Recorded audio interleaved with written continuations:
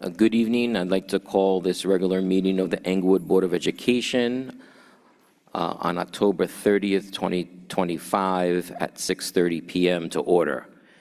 The New Jersey Open Public Meeting Law was enacted to ensure the right of the public to have advance notice of and to attend the meetings of public bodies at which any business affecting their interests is discussed and acted upon.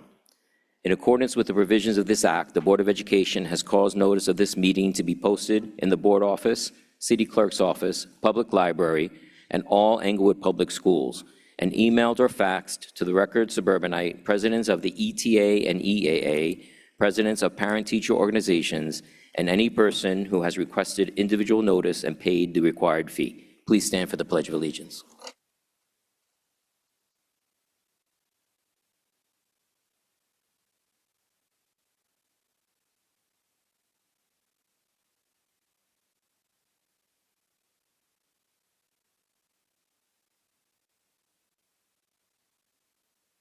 Roll call, please.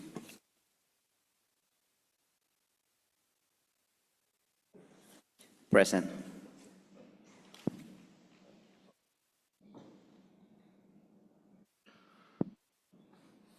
Dr. Banks? Ms. Wiggins? Present. Ms. Hicks? Present. Mr. Matthews? Present. Ms. Haber? Present. Ms. Banks-Watson? Ms. Rivera? Present. Mr. Feinstein? Present. There's 7 present. Thank you. Could I have a motion to move to executive session to discuss legal, personnel, and student matters? So move. Second. Did someone move? Oh, sorry. All in favor? Aye.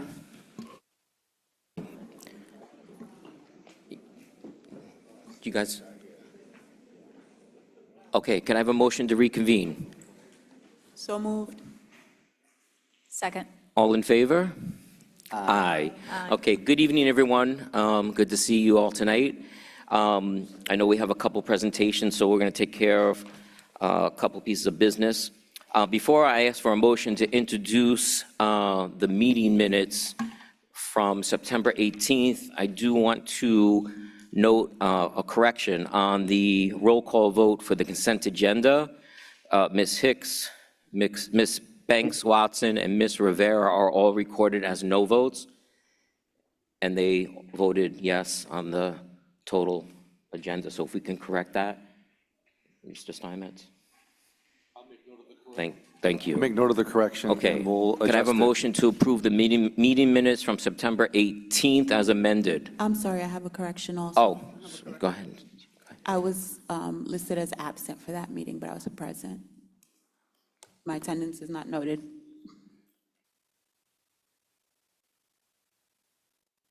Noted. Okay. So we I have a the, correction as well. You have a correction? Go ahead. So at the end, it said, I also discussed that we need to increase the salary of the security. That was not entered. Can you correct that as well, please? No problem. Thank you.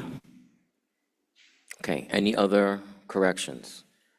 Okay, can I have a motion to approve the meeting minutes of September 18th as amended? So moved. I'll second. Roll call.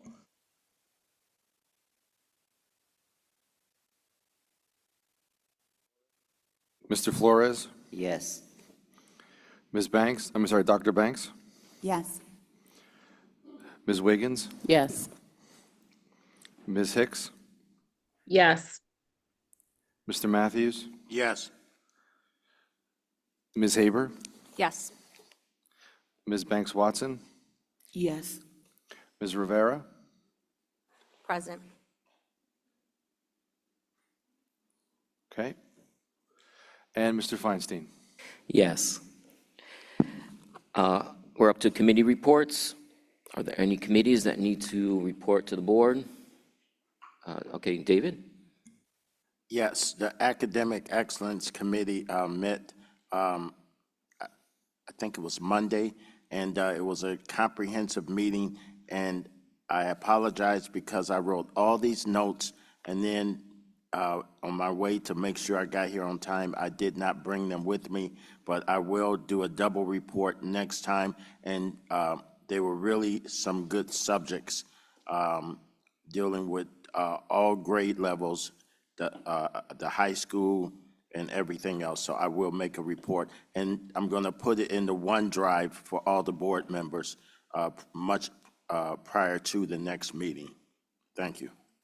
Thank you. Edith? The Human Resources Committee met on Monday. All committee members were present. We spoke about various personnel items, but we spoke extensively in regards to some positions that have been open for an extended period of time, and we tried to strategize some different ways to fill those roles. So we're hoping that next month we see some movement in those open positions. Thank you. Any other, Sherry? Okay, I'll start. Jason. Thank you, Sherry. The Policy Committee met on October 20, 2025, and all the members were present. We had a couple of policies to discuss, and one of the policies were the district identification, policy 0110. We updated the current address for the school, for the Board of Ed. The second policy was 0173, duties of a public accountant. It was just mostly compliance alignment with NJSA 18A. No substantive concern on that policy. Most of the recommendations were made by the Stratus ESME, so we it's up for a vote. The most important policy that I want to bring it up, and I want to bring it to everybody on the board, was policy 0164, conduct of a board meeting, order of the agenda. There were some changes that is on the policy, and I want everybody to take the opportunity for the second reader to just agree on the changes that were made. The entire committee agreed to these changes, the four of us, and so I'm gonna put it up on the record. The order of the meeting is moving forward, is gonna be a student representative report first, followed by the public comments limited to consent agenda items only, then approval of minutes, secretary report, treasurer reports, committee reports, superintendent's reports, and board discussion on agenda items, approval of agenda, public comments, all and new business, and adjourn. If anybody have any comments for the second reading, please bring it up to the committee. Other than that, that's it. Thank you. Thank you. That is an agenda item, so we can have further discussion if necessary during our board discussion. All right, Sherry? This month, the Community Culture Affairs Committee, we did not meet. However, in lieu of meeting, we all went to different events that went on for the month of October, from homecoming to two Latin heritage festivals that occurred, one at Janice Dismas Middle School, one here at Greco, and also the football game, homecoming for the football game, and I believe there was, the academies had their open house. So what we tried to do this month, and we will continue to do, is make sure that our presence at all activities going on in the district moving forward, there's someone from the board or many members there to represent us. Thank you. Thank you. Okay, we are now up to our student representative report, so I'll pass it over to you guys. Sorry, Bill, just had a Bronique, I'm comment. sorry, I forgot. It's Bronique, please do okay. finance. It's My quite all right. apologies. No, it's quite all right. The Finance Committee was not able to meet this month as our scheduled meeting was happening during the NJSBA conference. However, in lieu of that, Mr. Steinmetz did provide the committee with updates for certain areas that is happening in finance and operations. So I will make sure that all board members will have those same updates to have an opportunity to review what his responses to several questions or to several topic items, as well it's actually currently in the shared drive. I'll just take a couple of seconds just to amplify for the public or share in the public some of the items that we should be actively thinking about and definitely drawing your attention to.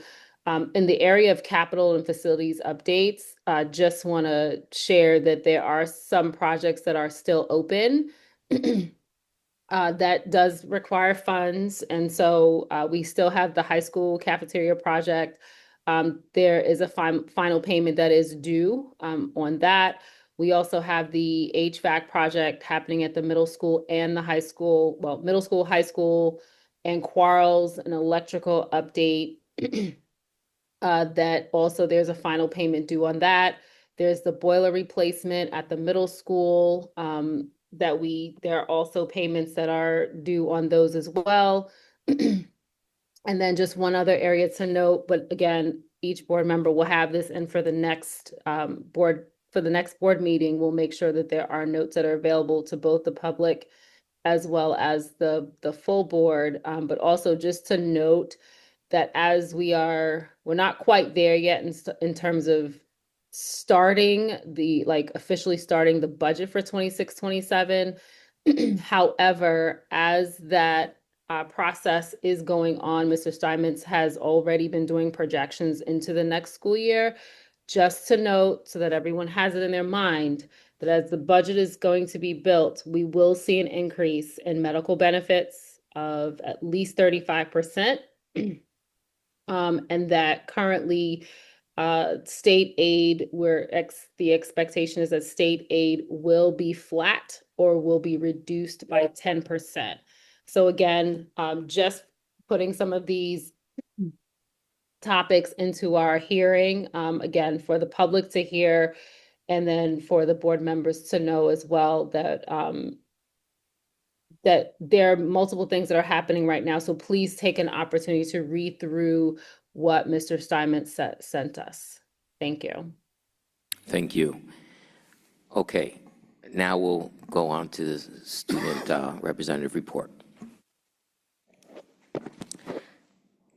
Good evening, members of the Board of Education, faculty, families, and community members. I'm Janine Ponce. And I am Annie Graham. That we are the Dwight Morrow High School and Academies at Englewood student representatives. As we reach the end of our second month of the school year, we're excited to share some of our highlights and successes our students have already experienced this fall. We've had a strong start to the year filled with energy, school spirit, and community involvement. Students have quickly settled into routines with the new schedule. Clubs and activities have also been in session. On October 3rd, the school hosted its annual club fair, giving students the opportunity to explore a wide range of extracurricular activities and sign up for organizations that match their interests. The event took place in the North Library and featured tables from a dozen of clubs, each showcasing their mission, past projects, and upcoming events. Some clubs that were represented include Red Cross, HOSA, DECA, the Robotics Team, Art Club, National Art Honor Society, Mock Trial, Student Council, Black Student Union, and Yearbook Club. Additionally, Mr. Farre invited members of the Englewood Police Department to Dwight Morrow High School to speak with students about important topics affecting schools and the community. Deputy Chief of Police de la Rosa, Detective Sergeant Restrepo, Detective Gallero, and Detective Chapman served as guest speakers, leading discussions on weapons on school campuses, bullying prevention, and the Second Amendment. In addition, Mr. Foray also welcomed the members of the zone to be a part of the Bullying Prevention Month lessons. Their visits provided students with valuable insights into safety, respect, and responsible citizenship. A special thank you goes to Mr. Fare for organizing these meaningful and educational experiences for his students. One of the biggest events of this fall was our prep rally on Friday, October 24th, which brought the entire school together to celebrate our fall sport teams, recognize student achievements, and build up excitement for Spirit Week leading into homecoming dance.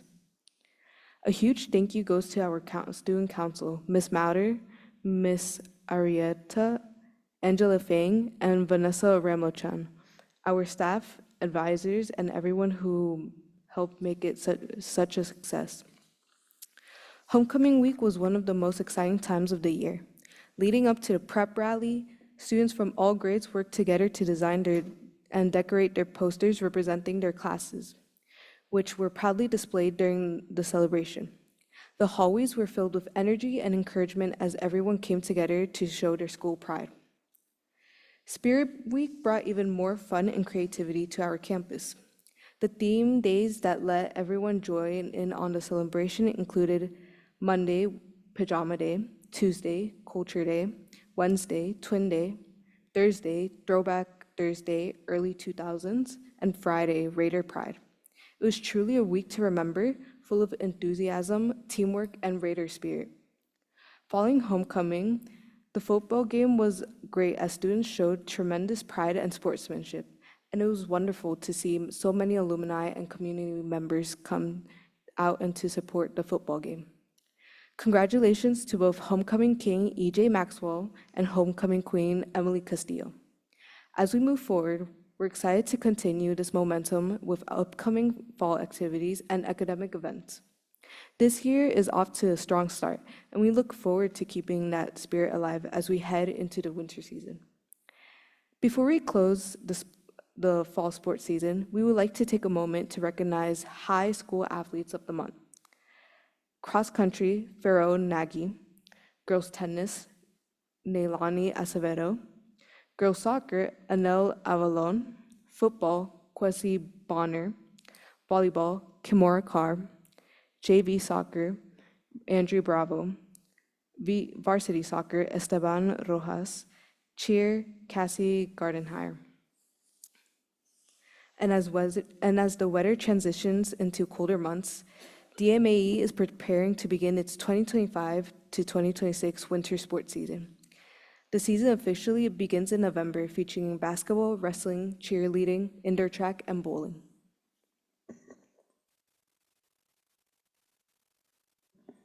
Continuing with the highlights of this fall, I'd like to reflect on some of the amazing experiences and events that have made this start of the school year so memorable for our students. Also in October, our freshman class had the opportunity to participate in the annual freshman experience at a Boy Scouts camp. Organized and led by Ms. Gulsaran, Ms. Mauder, this event helped our newest students adjust to high school life while taking part in exciting activities, such as rock climbing, team building exercises, and outdoor challenges. It was a great way for the class of 2029 to build friendships, gain confidence, and strengthen their sense of community within Dwight Morrow. Next, in recognition of Hispanic Heritage Month, our school hosted several engaging activities that celebrated the diversity and contributions of the Hispanic community.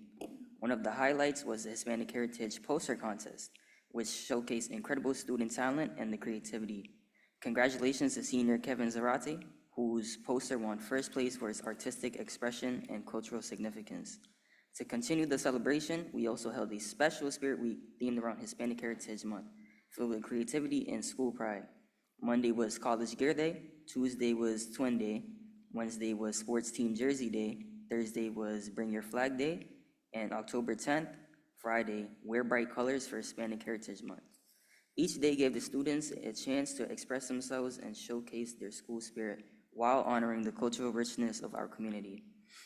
Following that, we celebrated the ribbon cutting ceremony for our brand new cosmetology room on October 14th. This exciting addition to our career and technical education programs gives students hands-on experience in the field of cosmetology, providing valuable skills and opportunities for future careers. Most recently, Kindness Week encouraged students to spread positivity throughout the building. reminding everyone that small acts of kindness can have a big impact. It was inspiring to see students uplifting one another and fostering a welcoming, inclusive environment. Students were able to create posters informing their peers about spreading kindness throughout the school. Additionally, our guidance department has hosted a series of college visits, allowing students to meet with admission representatives, ask questions, and explore future opportunities. Schools such as Montclair, Rutgers, NYU, Yale, Columbia, Princeton, and more were all able to send representatives to inform our students. The department even went as far as to set up a college admissions panel for students to communicate and ask questions about application processes. We would also like at this time to recognize our September Students of the Month for their outstanding effort, leadership, and commitment to excellence. Grade 12, Brianna Thompson Justiania. 11th grade, Jeremy Rowe. 10th grade, Christopher Guzman Molina. 9th grade, Yerika Castaño Laura. And finally this week, we hosted the Diabetes Foundation Assembly, which helped raise awareness about diabetes and promote healthy habits within our school community. Students learned valuable information about prevention, management, and the importance of supporting those affected by the condition. Overall, these two past months have set a strong tone for the year, full of unity, enthusiasm, and pride. We look forward to continuing this momentum as we move into the rest of the school year. As we look ahead, we're excited to continue building on the pride, teamwork, and achievements that our students have shown so far this year. Our students truly embody the Dwight Morrow and Academies at Inglewood spirit, learning today, leading tomorrow. Thank you to the Board of Education, faculty, families, and community for your continued support. We look forward to a great rest of the school year. Thank you.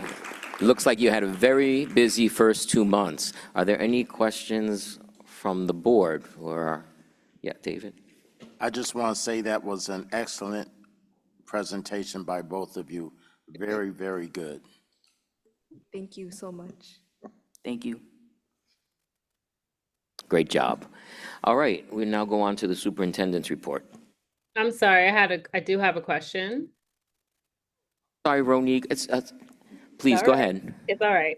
So my question is, actually, I'll give this one to Dr. Hazelton first, and then I'll ask our student reps. Dr. Hazelton, would you be okay if our student reps connected with your student advisory board so that we can get any highlights that may be pertinent to, that the board may need to hear or the public may need to hear? Would you be okay with that?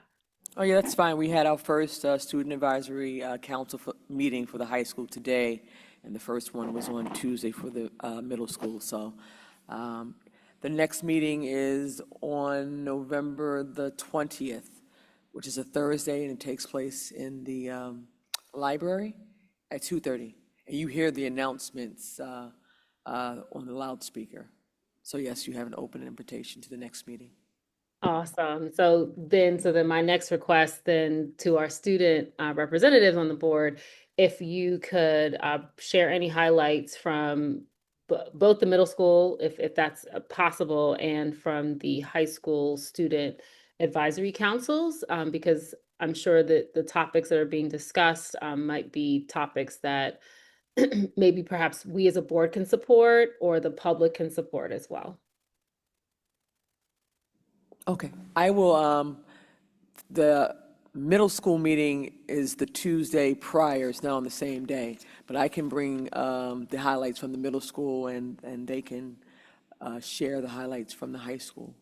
Awesome, So thank you. You're welcome. Okay, thank you, Ronique. Dr. Hazelton. Thank you. Good evening, Inglewood Board of Education and the Inglewood Learning Community. Wonderful job. You've covered some of the things that I wanted to mention in my brief opening. But first and foremost, I want to inform the school community and the larger Inglewood community. I have been in conversation with various Inglewood City Council members in regards to the potential shutdown or disruption of SNAP benefits on November the 1st, and so they are concerned with food insecurity. Luckily for us, we have had a food pantry here at the high school and in the district since the spring of 2024. Yesterday, we had a food distribution, and due to the possible shutdown of SNAP next week, we are going to have an additional food distribution next Wednesday, November the 5th. That also coincides with the district being closed on Monday, Thursday, and Friday of next week. And we do not want students to go home during a 4-day weekend and possibly face food insecurity. That information will be distributed via the website. For the next food distribution on Wednesday, registration is required. You can reach out to our district liaison, Ms. Michelle Bowman. We've had a busy first 2 months of the school year. We celebrated a wonderful summit, a tech summit, Techtober, on October the 13th. We acknowledged how Inglewood balances technology and social-emotional learning to foster academically strong and digitally responsible students. Thank you to those board members that were able to attend that full day of professional development. We also started our Mandarin Chinese after-school program that takes place here at Greco. It is off to a great start. Servicing approximately 30 students in grades the first to the third grade.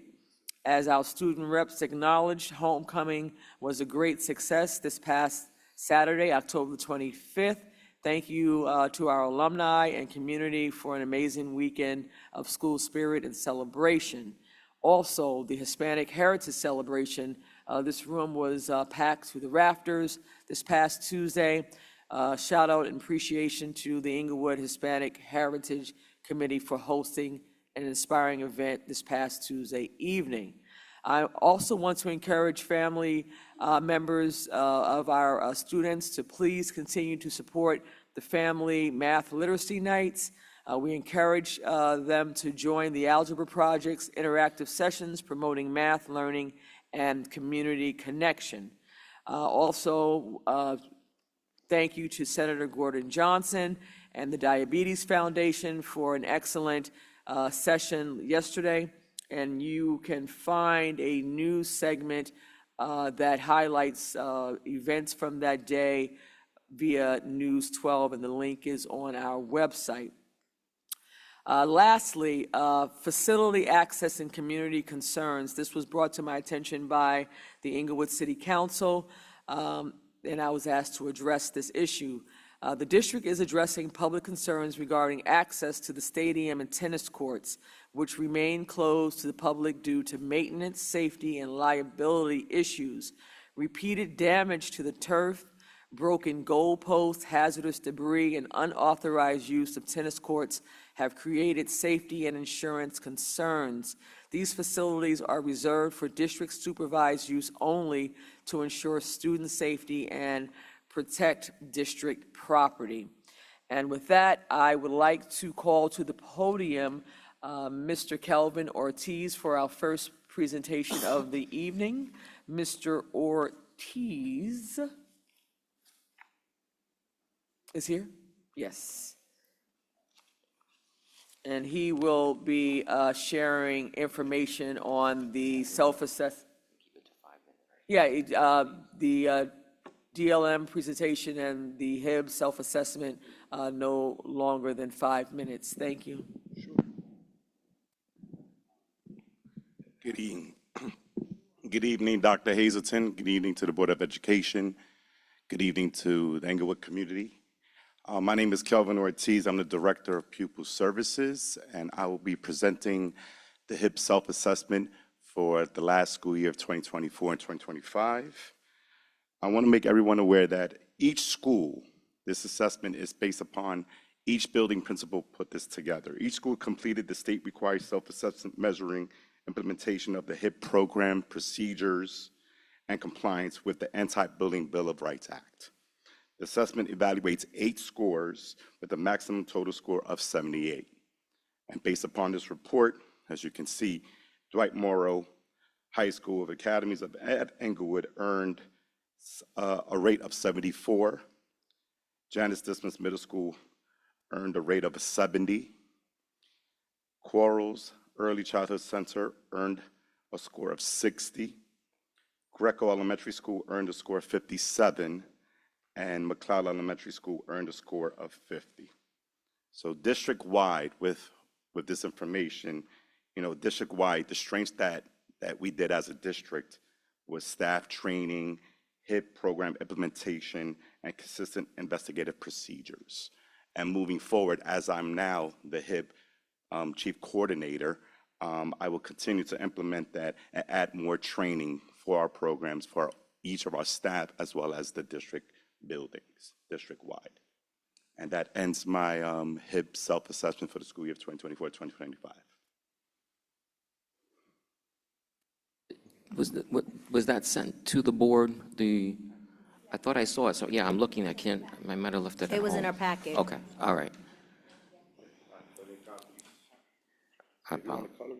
No, that's all right.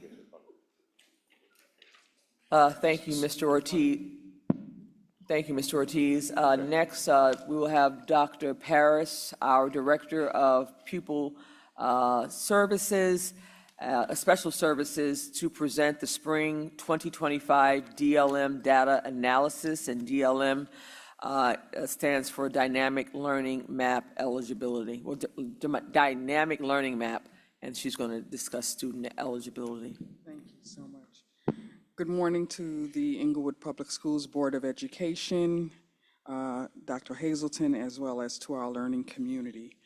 Okay, so basically the dynamic learning maps, we're going to focus on 5 things: the alternative assessment, the New Jersey alternative assessment, dynamic learning map eligibility. We're going to go through the years of 2022 upwards to 2025, and then talk a little bit about next steps.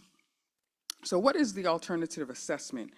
Basically, the purpose is to focus on the knowledge and the skills of students that have significant intellectual disabilities. These students are not generally those that are found, of course, in your regular education and your inclusion classes. They present with severe intellectual disabilities that require specific and catered services. The legal requirement of this is connected to the Elementary and Secondary Education Act, as well as the Every Student Succeeds Act, and is the springboard and foundation of IDEA, which is the Individual with Disabilities Education Act. We're looking at the same standards for all the students that are in the New Jersey public school system, and we want them to be able to connect to the content and make sure that it is accessible as well as challenging for them, although we're using an alternative method. I'm sorry. Okay, thank you.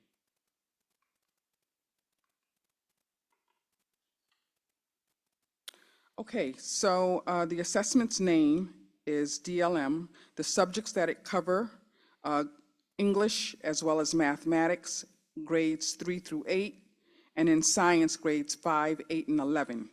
It's also aligned with New Jersey standards for students in grades 3 through 8 and 11. It is provided or administered through a secure computer-based system and portal that is governed by New Jersey State Department of Education. Okay, so there are 4 different levels of achievement. One is emerging, the second is approaching, the third is at target, and the 4th is advanced. And I'm not going to read that for you. We'll talk a little bit about the scores as we move forward. Okay, so let's talk a little bit about eligibility. It's designed for a very small population of students with the most significant cognitive disabilities. It is based on an IEP team decision for various sources, for example, work samples, diagnostic assessments, and support needs to determine their eligibility. Qualifying students generally have profound impact on their daily living skills and require significant modifications to curriculum and instruction, not just accommodations. Decision-making, balancing concerns about the stress of general assessment. So sometimes students and families, when they know they're dealing with students that have significant learning disabilities, it's very challenging for them. So we want to make sure that we decrease the stress and help to provide them with the support structures necessary as they go through this process. So we want to ensure that all students participate in the state assessment if they're qualified to do so, and providing critical information about their student learning. So let's look a little bit at the data. So for ELA, for the 2024-2025 school year, our participation rate was 100%, emerging was 23.5%, approaching was 35%, at target was 41%, and advance was 0%. At or above was 41%. I won't go through all of the years previously, but we did go up in emerging, we also went up in approaching, and we also went up at target. Looking at math, for the 2024-2025 school year, participation rate also was 100%, emerging was 47%, approaching 23%, at target 11%, and advance 17.6%. At or above our targets was 29.4%, which is approximately 30%. For science, the same again, 100% for participation. Emerging was 37.5%. Approaching was 37.5%. At target was 25%. And at or above target was 25% as well.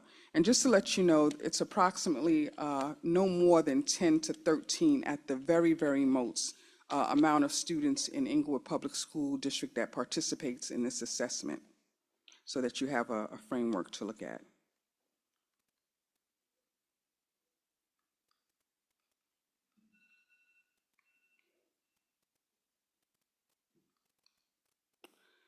Okay, English language arts in terms of biographical data. Economically disadvantaged was 100%. Special education was 100%. The Hispanic and Latino was 57.1%. Black and African American was 14.3%. And white was 28.6%, and that was in English language arts, grades 3 through 8, and that was at or above meeting the target. In the area of mathematics, of course, all 100% were special education. It represented about 29.4% of the population. Economically disadvantaged was 80%, Hispanic Latino 60%, Black or African American 20%, and white was 20%.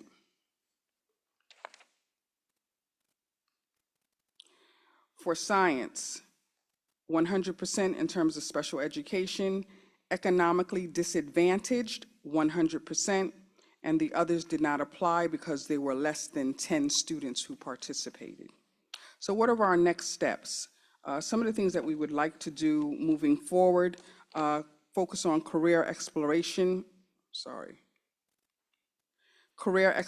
and counseling, work-based learning experiences, post-secondary education planning, grades 9 through 11 in particular, independent living skills training, self-advocacy and social skills development, continuing to engage and support family and community members, internships and job shadowing, on-campus job simulations, and community-based work experiences. So currently, through Community Options, we do have a program at the high school level that is really focusing on some of our students who are post-secondary, and we would like to expand that to include our 11th and 12th graders so that they're able to get those real-world experiences and social job training opportunities as well. And that's something that we're looking forward to exploring. Thank you. Are there any questions from the board? If we do, we'll send them to Dr. Hazelton. Thank you very much. Thank you, Dr. Paris. Next, I would like to invite to the podium our curriculum department, along with our building administrators, principals, and vice principals. Or you will introduce them, Dr. Scaramandella, for presentation of the spring NJSLA data. Thank you. Before you start, Dr. Scaramandella, so I know each school is going to do part of their presentation. I would ask the board members to write down your questions instead of interrupting the presentations, and we'll ask our questions at the end. And I'd like to propose something to try to keep us on track. I'd like to give each board member 3 minutes, at least one round. We can do 2 rounds. That's not a problem. So you have your questions answered. I did request that the board submit questions ahead of time, which would help, but that doesn't prevent anyone from asking questions here. So I don't want you to think that. But I think this might help us stay on track. So let them finish their presentation, jot down your questions, and then we will go around the table and give everyone opportunity, 3 minutes. If you do 2 rounds, we'll do that, okay? Just to try it. Yes, David? With all due respect, I have to object to that kind of control. I think this is the most important presentation that we will face this entire year, and this is where the rubber meets the road. And I don't think that giving each board member who is up here day and night without pay a 3-minute opportunity to address the most pressing concern that this board faces, whether or not we want to believe that or not, is totally inadequate, and I totally object to that. Okay, duly noted. It was a suggestion. It's not part of our bylaws. We can try it. If you have additional questions that need to be asked, you can surely ask them, but let's try it. We spent an hour, 3 hours at a special meeting last month talking about how we could be more efficient. So I'm recommending that we try something, okay? So, Dr. Scaramandella. Good evening, board members, Dr. Hazelton, and the community at large. Today, we are here to present the spring 2025 NJSLA scores to the board and to the community at large. What we're going to do is I am going to quickly and briefly explain the scoring rubric so everyone knows what we're talking about when administrators come up to the podium. And then each school is going to present their individual data. The NJSLA consists of 3 different content areas. It consists of ELA, which is language arts, mathematics, and science. Science is only given to grades 5, 8, and 11. So when some schools come up, they will not be presenting their science data because it is not applicable to that particular building or those administrators. So when we're looking at performance levels in ELA and mathematics, you can see we have a level 5. I'm not going to read the numeric margins for you, but level 5 means that students have exceeded expectations in that standard. Level 4 is meeting expectations. Level 3 is approaching expectations. We also consider those students in that approaching, especially if they're close. We call them the bubble students. We also have level 2, which means students partially met expectations, and that is usually about a year behind grade level. And then we have our most fragile level, level 1. Students did not meet expectations, and that is usually 2 or more years below grade levels. So you may hear principals or administrators say level 2, level 5, level 3, so they are synonymous with each other. When we look at science, we have level 4, advanced proficiency with the margins. Level 3 is proficient. Level 2 is near proficiency, and level 1 is below proficiency. So again, when principals or admin are speaking, you have the key to know where that data is falling. I've asked the administrators to please give some highlights of their data and some areas of improvement. The board has had over a week to review this information. I made sure of that, and I also answered 15 questions that were posed to me by some board members. So we're happy to answer any and all questions, but please know we did our due diligence. So without further ado, I would like to call up Mr. Thomas and Mrs. Edone to share the Greco NJSLA data from the spring 2025.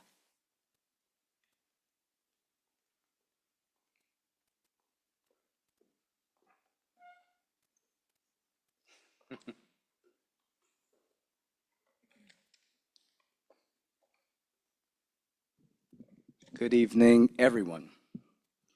Can we begin by starting with the next slide, which is the math slide, and then we can come back to ELA. Is this working? Thank you. All right, good evening, everyone. Tonight I'm joined by our assistant principal, Ms. Gina Edone, and we're very thankful to have this opportunity to present our data and share some highlights and some context from the NJSLL results in both ELA and math. And we're going to start with math this evening. Our goal is very simple, just to give you a clear and honest picture of where we are seeing success and where we still have room to grow, and by sharing these highlights in a way that you can what we call make them portable, walk away with it, understanding, being able to explain it to others. So if you take a look at the screen, you'll see our math performance comparison. Over the last 3 years, 2023, 2024, and 25, one important thing I would ask you to keep in mind was that last year was the very first year that John Greco Elementary administered this assessment. That's significant because the 2023 and 2024 results came from before the school's reconfiguration, different teachers, different students. So when we look at these numbers, we're really comparing different groups of students, not tracking the same group over time. That context is key as we review our data together. That said, there's still a lot to acknowledge in these results. You'll notice by looking at the screen that at level 1, not yet meeting expectations, you'll see that it dropped by 8.2%. And while that might actually look like a negative number, the reality is that it actually presents a positive shift. Fewer students are performing at the lowest level. That's what that means. And more of them are moving into the nearing proficiency, into the approaching expectations, or even proficient and advanced proficiency. In other words, more of our students are progressing towards proficiency. You'll also see, if you look at that screen, increases in those middle performance levels. Further evidence that movement in the right direction is happening, even though we're comparing different student groups. And you're going to hear me drive this home because I want to put this in perspective. In fact, this book that I want you all to see is a book called Making Numbers Count by Chip Heath and Carla Starr. And this book was chosen by Dr. Hazelton as a book study for all of us administrators to study together this year. And so I want to take a cue from this book and give you an example. Imagine our school board this year, and then imagine next year a few new members could be on the board. If the board votes differently, that doesn't necessarily mean that the original members changed their minds. It simply means that the group composition changed. That's similar to what's happening with these cohorts. So while it isn't growth in the strictest sense, the shift we're seeing, fewer students at the bottom and more progressing upward, is meaningful, and it gives us a clearer sense of direction. Of course, we also still have challenges. We want to make sure that students who are already proficient or advanced proficient continue performing at those levels, while we also work to reduce the number of students in levels 1 through 3. And we're addressing this in various ways. For instance, through iReady, real-time assessments, and stronger alignment with the New Jersey standards. And this move towards adaptive testing will also help us to personalize instruction and provide better support where students need it the most. Now, shifting to ELA, we see a similar pattern. Fewer students are in the not yet meeting expectations range, and more are moving into the higher performance categories. As you can see on the screen, 2.9 have dropped from this category, while in the most recent cohort, the next tier shows a 9% increase.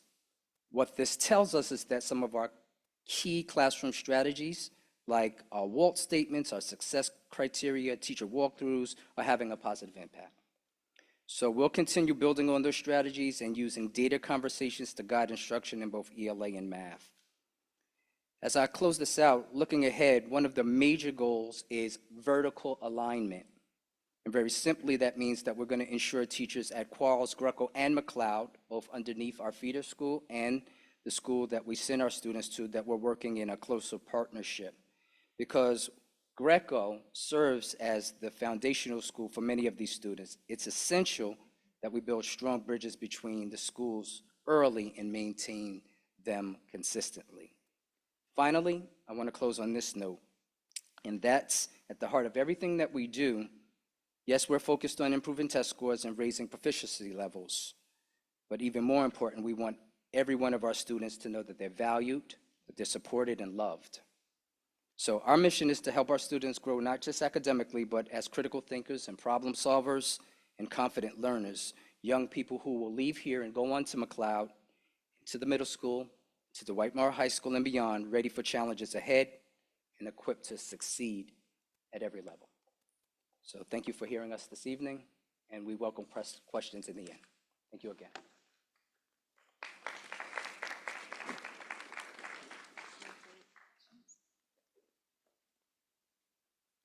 Thank you, Mr. Thomas and Mrs. Edone. Now, Mr. Armental and Ms. Marcellus will present the McLeod data, and this will incorporate science. Thank you, Dr. Scamardella. Good evening, everyone. I'm Joe Armental, principal, McLeod Elementary, alongside a fabulous assistant principal, Ms. Martine Marcellus. Clicker. Good evening. As this is our first year as an administrative team at McLeod, I want to begin by noting that the data you're seeing tonight reflects performance prior to the current administration. While it does not represent our team's work this year, it gives us valuable insight to where our students are thriving and where we need to focus our collective efforts moving forward. We're going to start off with our ELA. Our ELA results show consistency across all grade levels. Grade 6 demonstrated a 3.6 increase in proficiency, and overall students have maintained their previous levels. This tells us that our teachers have built a strong foundation in literacy instruction. However, grade 4 has experienced a small dip, particularly in comprehension and inference-based skills. Another area of concern is the limited number of students scoring at the advanced proficiency level. As a result, this year we've placed a strong emphasis on guided reading, writing workshops, and targeted literacy interventions to support both struggling and those ready to move into higher level of mastery. As we switch over to the mathematics, we're beginning to see encouraging trends. Both grades 5 and 6 shown growth, which was 5.7% and 5% increases respectively, which reflects the early impact of interventions and tutoring supports. Our students are demonstrating better procedural fluency and confidence with basic operations. That said, proficiency still remains below the state average, and students continue to struggle with multi-step problem solving and mathematical reasoning. To address this, we're looking to implement a Kumon math tutoring 3 days per week and are providing targeted interventions to our students, continued targeting interventions. For our looking at science performance at grade 5 remains relatively steady, with about 12% of our students meeting or exceeding expectations. While this is below the state average, we did see an increase in the number of students moving closer to proficiency. This year, we're making a concerted effort to increase student engagement through hands-on inquiry-based learning through a MOSA MAC resource.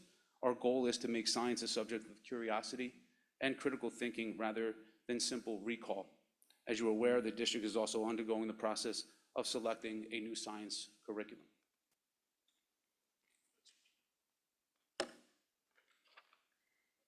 Now reviewing the demographic data.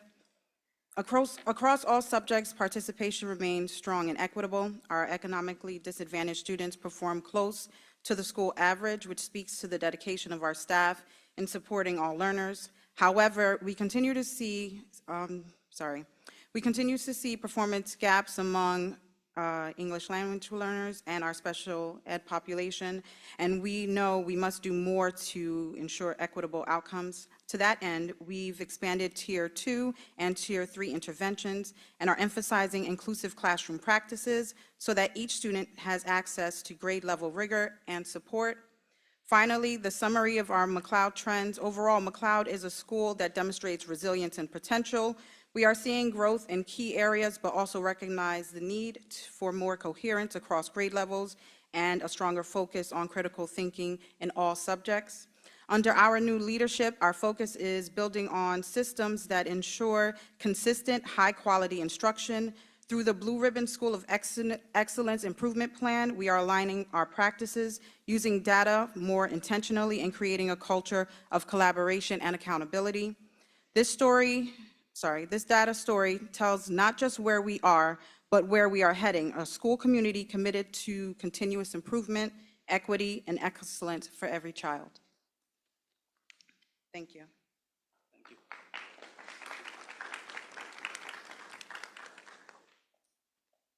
Thank you, Mr. Armental and Ms. Marcellus. Now we're going to invite the JDMS admin team, Dr. Matthew and Mr. Alacone, to present their data for grades 7 and 8, which also includes science.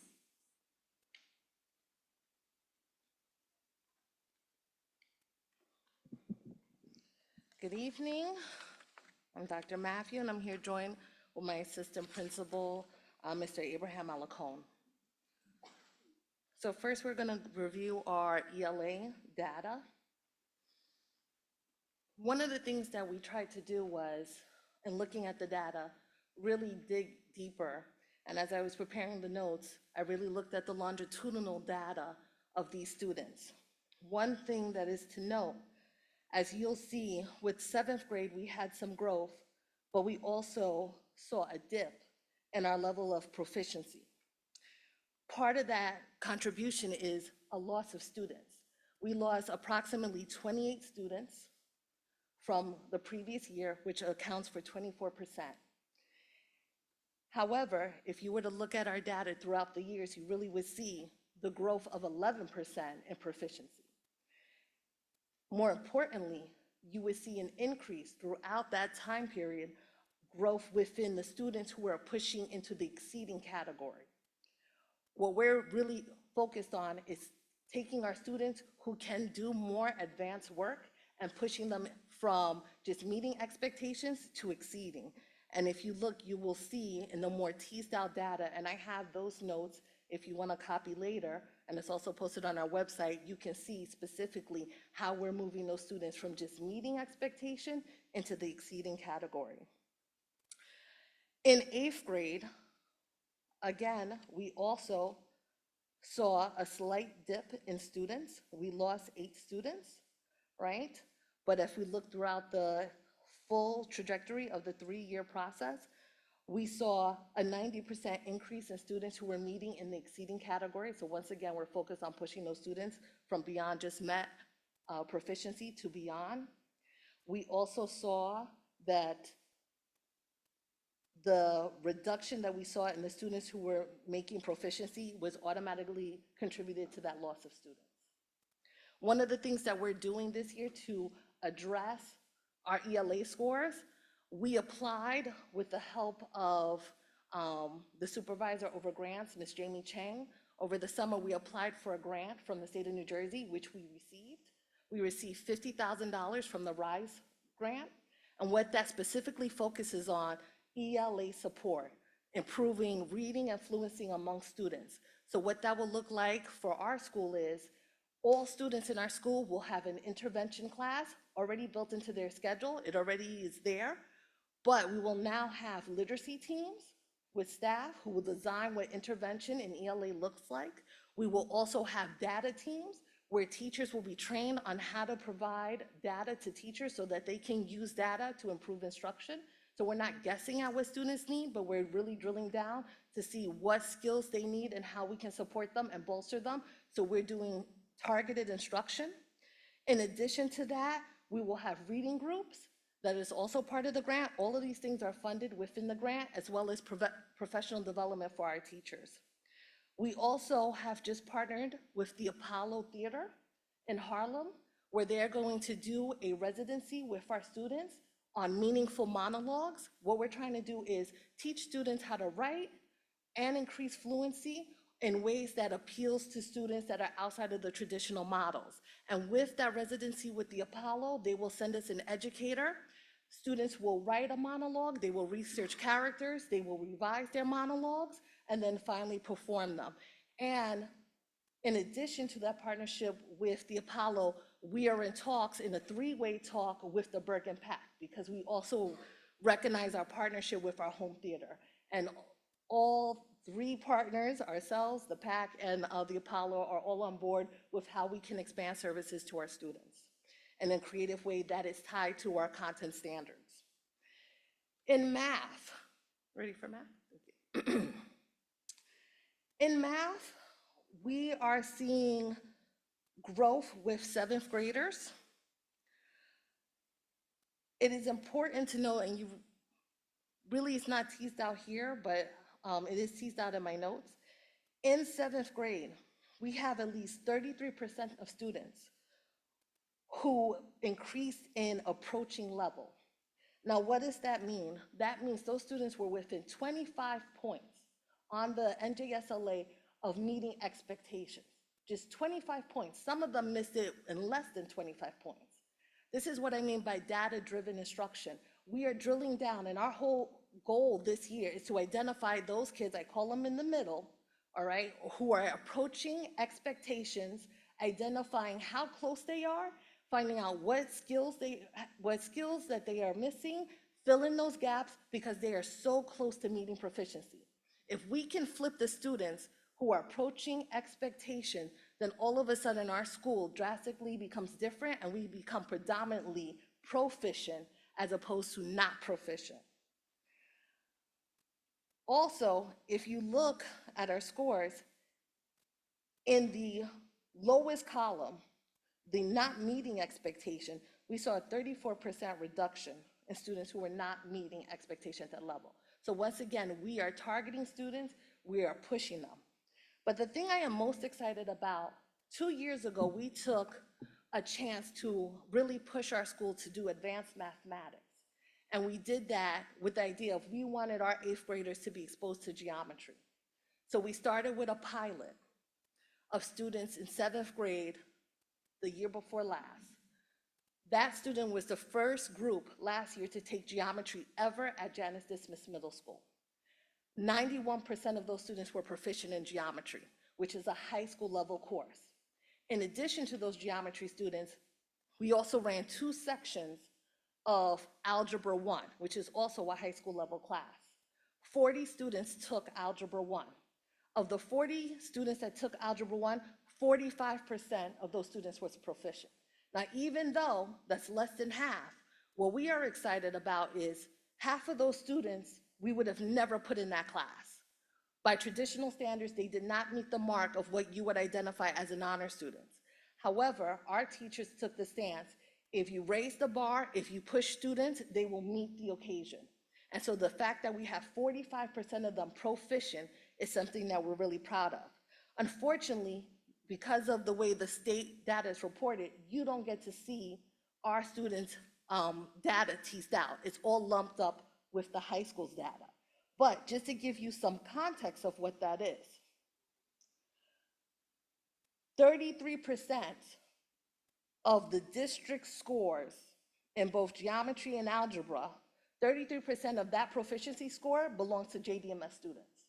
So the whole idea that 8th graders are doing high school level work, 2-year level work, is exciting, and it just is telling us that what we're doing, because those teachers are very data driven, it's working. So now our goal is to spread that information in those gaps that we're seeing in the general education population. Now, if you notice, if you look at the general education population, it looks very bleak for 8th grade. But please know that 1/3 of that class was shaved off to do advanced mathematics.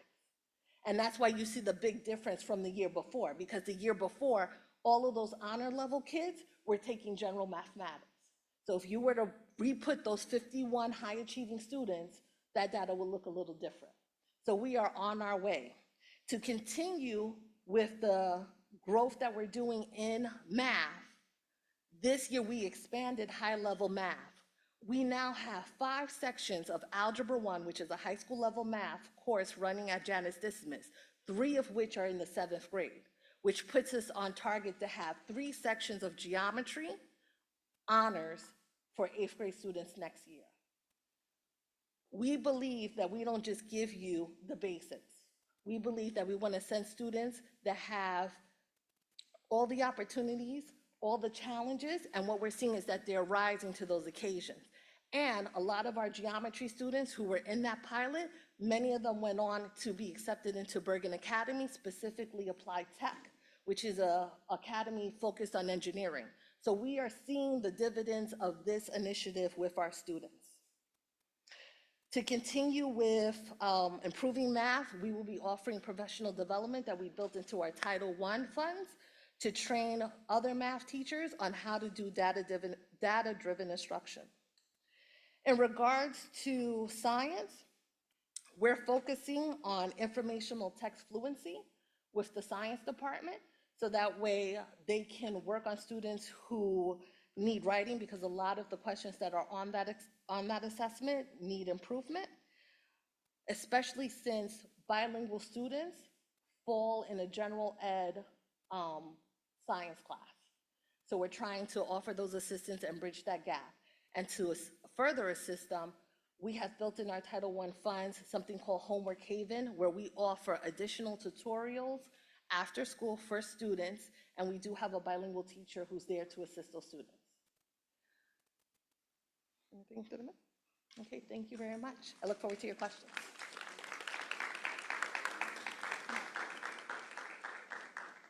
Thank you, Dr. Matthew and Mr. Alacone. Now we're going to call up Mr. Osoria, Ms. Castellanos, and Mrs. Sanchez for the Dwight Morrow High School achievement scores.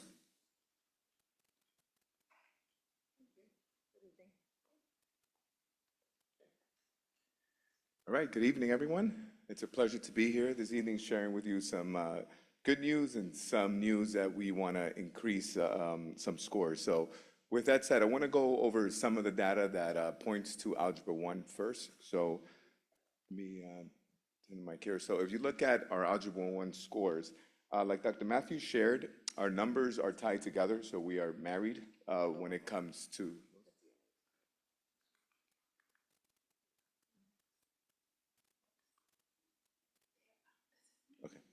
all right, so when you look at our math scores, we are heading in the right direction. So I'm going to talk about first, I'm going to work backwards here. When you look at our Algebra 2 scores, you're going to know a 32% increase in level 4 and 5 students, meaning we moved the needle from those students that were in level 1, 2, and 3 to level 4 and 5.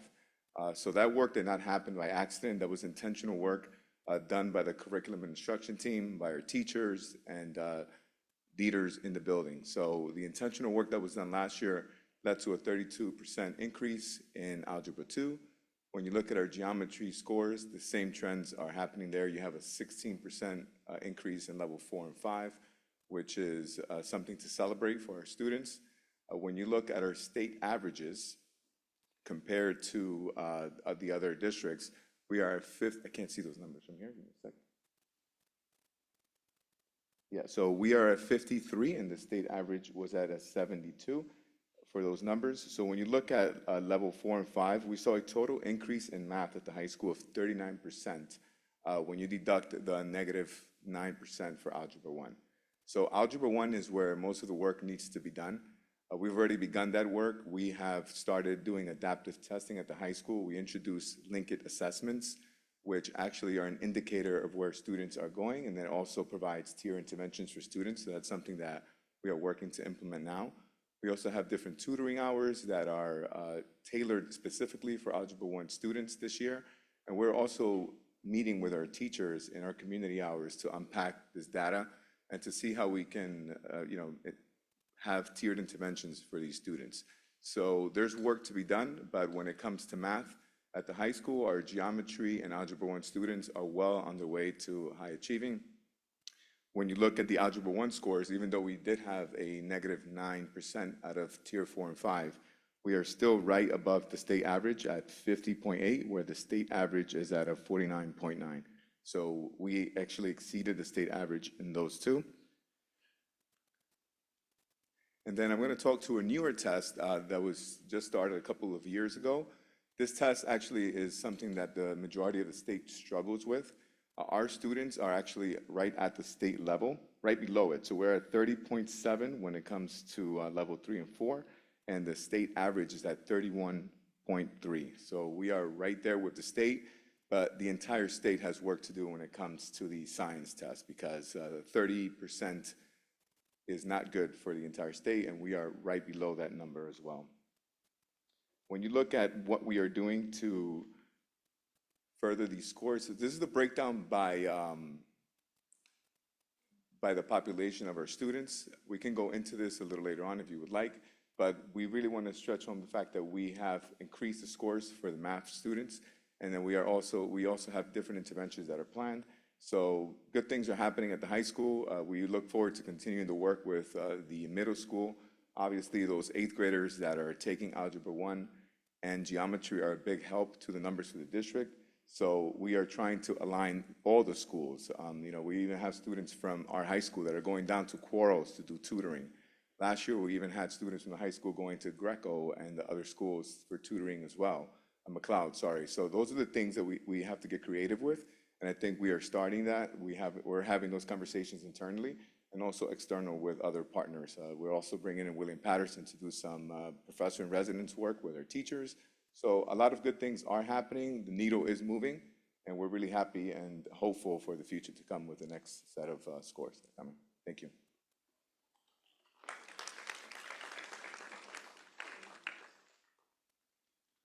Thank you, Mr. Soria and team. So now what I'm quickly going to do is I'm going to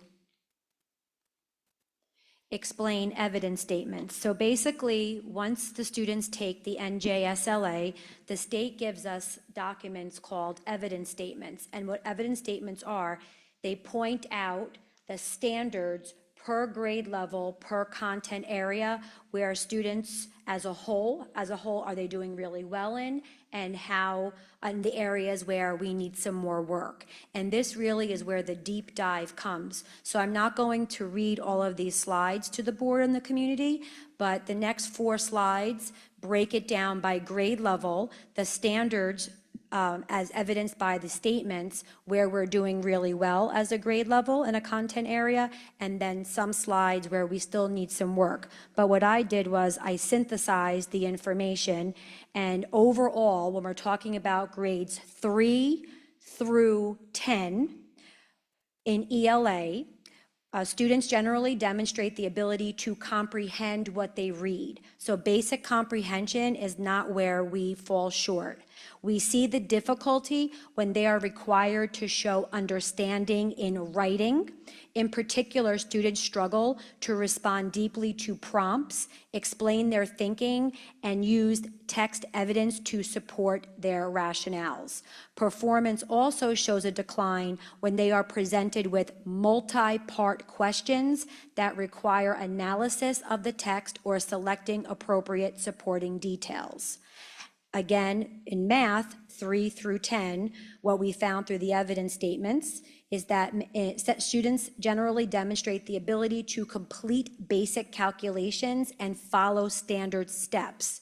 The challenge appears when students require multiple steps, the application of concepts or justification of solutions, and they also struggle to explain their reasoning in writing and to apply skills to unfamiliar or more complex texts. So basically what that means is that we're doing really good in a lot of surface level material. So we need to dig deeper and be able to answer and analyze those complex texts or do multi-step problems in mathematics. So that's really the trend when we look vertically. So what are we doing about that?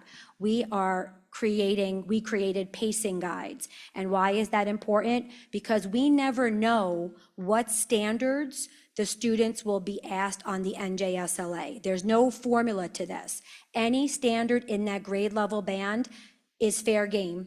So we have to make sure through pacing guides that our teachers expose the students to all grade level standards. And the pacing guide maps out in a particular order all of that exposure. So when students come to that testing day, they have what they need to be successful.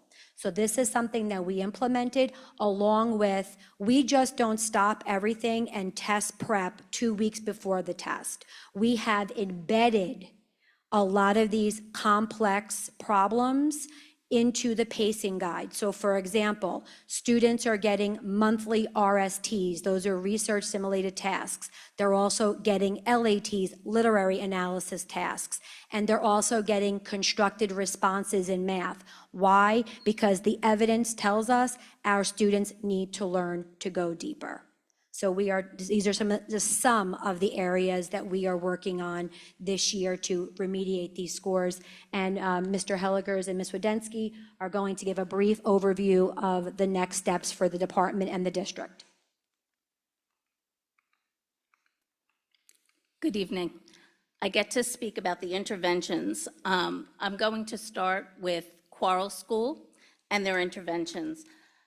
Pre-K teachers, we have currently 17 pre-K teachers that as of January will complete their year 3 mastery endorsement in Tools of the Mind. That strengthens the instructional practices in our pre-K 3 and pre-K 4, creating that solid foundation. I'm happy to announce that we've also, because of Ms. Chang, our grant writer, our supervisor of grants, we've secured the LIFT grant, which is the Literacy Initiative for Families and Thriving Communities. That means I will be going out into the community and doing early literacy workshops. It also means that these flyers that a year ago I made to give out to the babies that are born at Englewood Hospital will get printed because we just got a $40,000 grant. That will include take-home literacy kits that will go home when we partner with BFC and their HIPPY program, which is home instruction for parents of preschool students. And we're going to promote early literacy for interventions at Quarles. For Greco School, we have the Class Gaga grant, which is a gamified tutoring program, a platform that will be housed here at Greco 2 days a week from 3 o'clock to 4:15. It will include 2 classes of grades 1 through 3, and we get to offer it in addition to every single one of our BFC students that are in our after-school program as well. As far as McLeod is concerned, we have Kumon Math Tutoring, which will be tutoring for 3 days a week for grades 4 through 6. We will focus on individualized math fluency. As mentioned before, the Blue Ribbon School of Excellence Improvement Plan has created a plan for us to follow, and we have started to actually make gains on our move towards Blue Ribbon. And we have the Bound for Success program at McLeod, where DMHS childcare students in the CTE educational pathways come down to McLeod and tutor our 4th through 6th grade students. And I got to see it in action today at McLeod.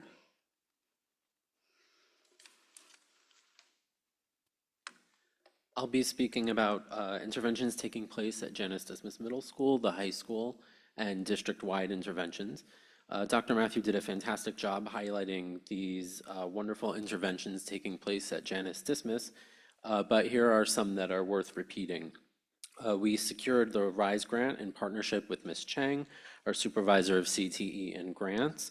RISE stands for Reading Intervention for Secondary Engagement. As Dr. Matthew outlined, this will establish a data team to support teachers in data use and in creating pacing guides that align to student performance trends. There will also be reading groups and tutoring, targeted tutoring sessions for reading comprehension and fluency with built-in student reading incentives. They'll also be continuing their popular Homework Haven, which will include NJSLA Prep. This is after-school academic support aligned to assessment goals. And as mentioned, the very exciting Apollo Theater partnership with Meaningful Monologues. These are 10-session residency and writing workshop. Students, again, will research characters, write, and revise monologues. I want to note that this will directly support students in building their creative writing and analytical skills, which are specifically assessed on the NJSLA.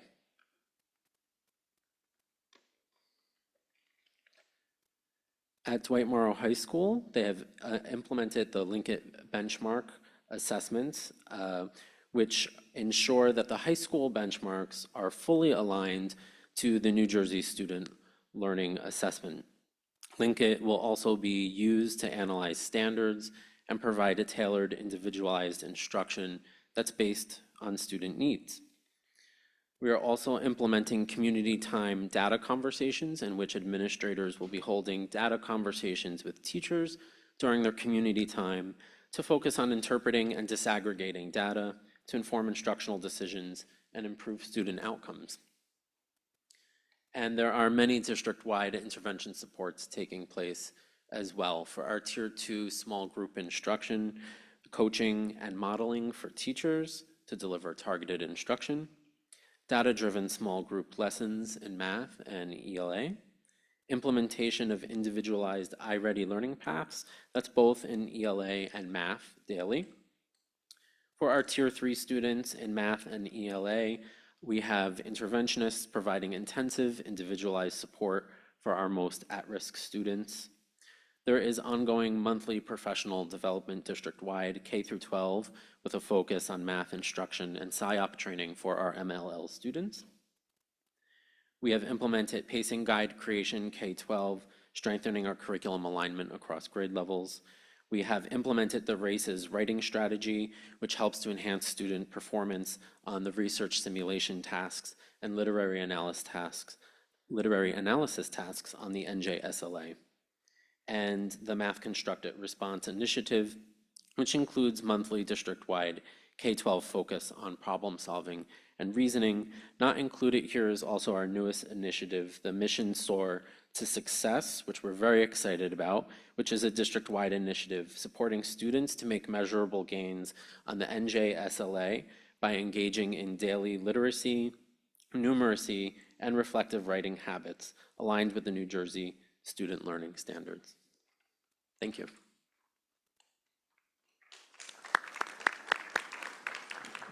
So that's going to conclude our presentation. Thank you to our administrators for coming up and to promoting the schools. And please know, Board of Education and community, that student achievement is at the forefront of what we all do, and we felt it was very important that you saw a collective and collaborative approach to reporting our data tonight, which is very important to us.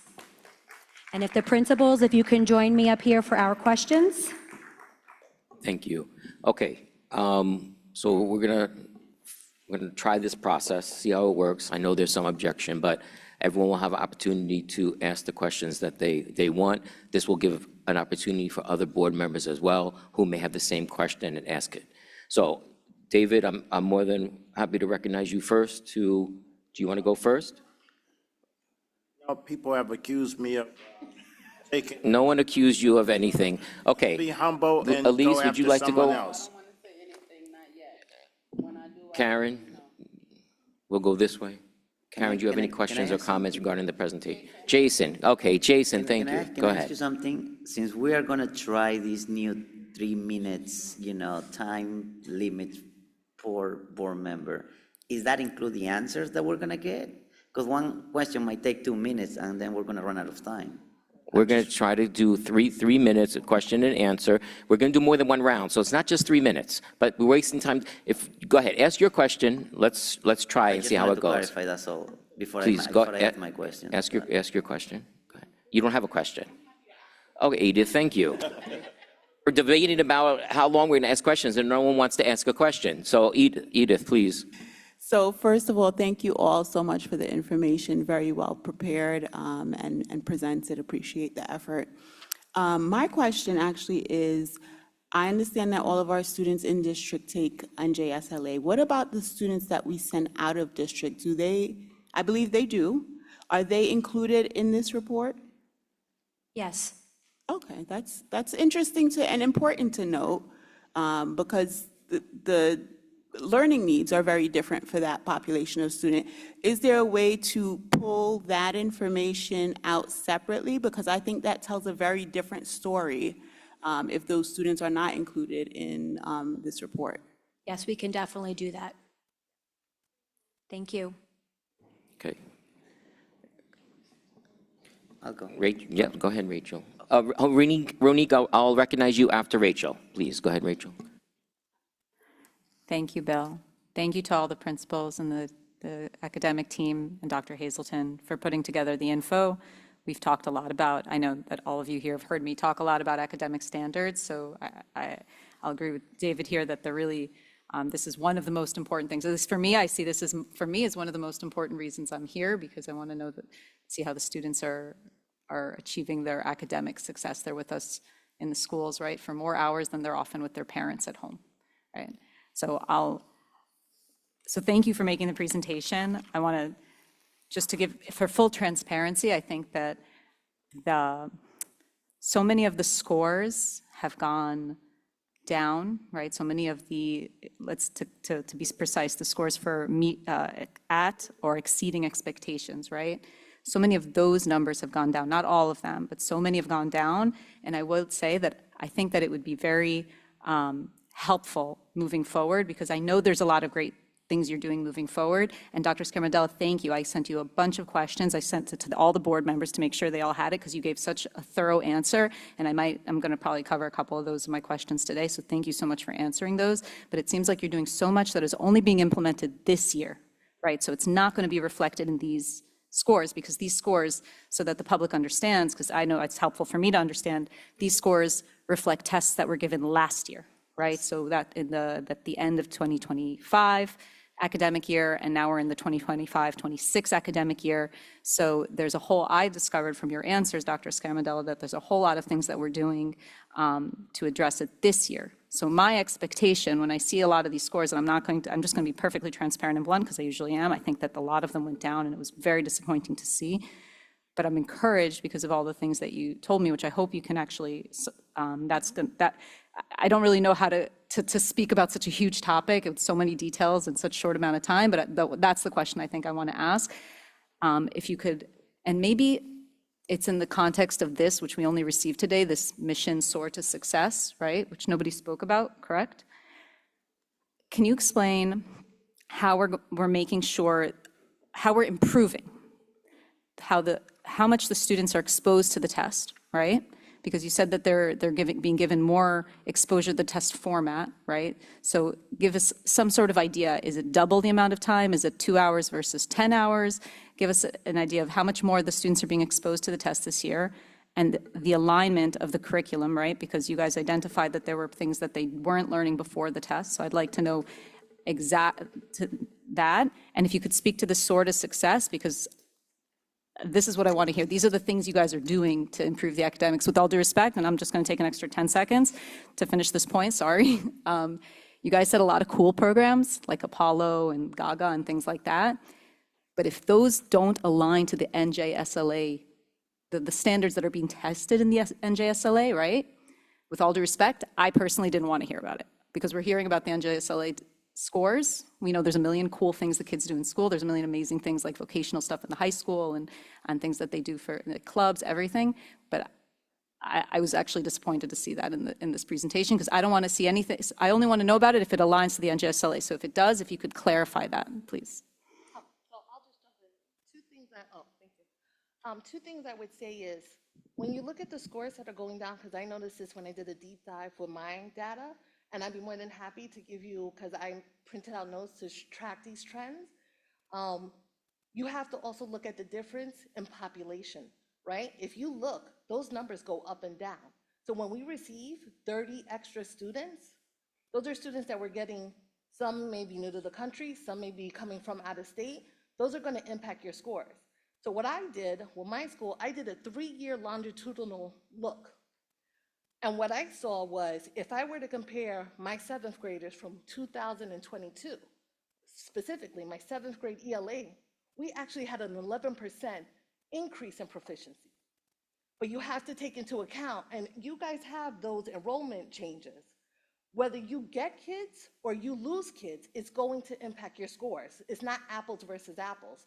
So that's the first thing. In regards to programming, anything that we do that we use Title I funds for has to be tied to goals from the state of New Jersey that also is tied to content standards. We can't make it up. It's not because it's fun or it feels good. Specifically with the Apollo Meaningful Monologues, it's absolutely tied to our ELA standards. And if you actually see the contract, they specifically note that in there.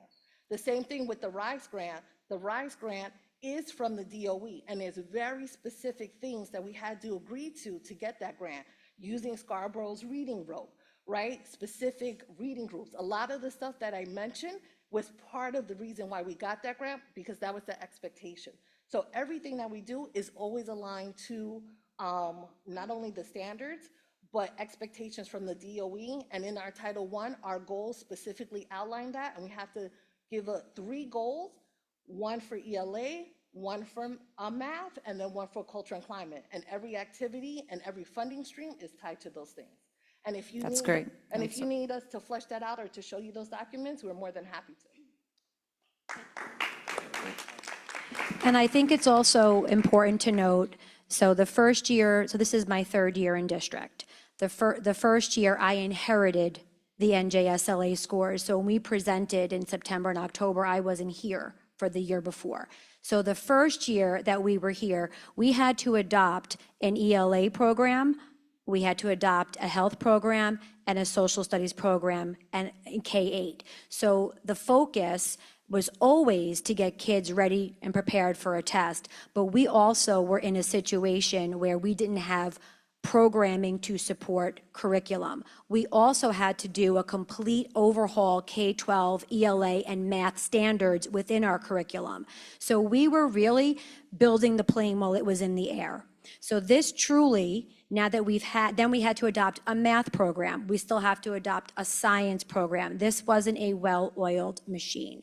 So I say all that to say, now that we've had a chance to step back and really do a deep dive into the data, which we did tonight, now we are implementing all of these things. In year 1, we did our Walton success criteria. We did that as an instructional strategy, besides adopting the curriculums and realigning the curriculums. Now we have everything in place to really hone in on the deficits and remediate remediate our students. And to answer your question, as far as test prep, It's monthly and embedded and ongoing. That's why we have the pacing guides. So we know the standards are being hit. We have the RSTs, the LATs, and math constructor responses built in for teachers to do. So the day the test comes, the kids say, oh yeah, I know how to do that.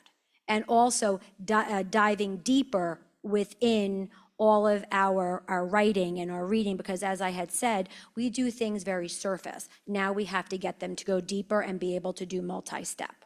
And as far as, And I also just want to add about Class Gaga, that's what's helping your level 1 students. So our tier 3 students that are 2 years or more below grade level need to fill in those gaps.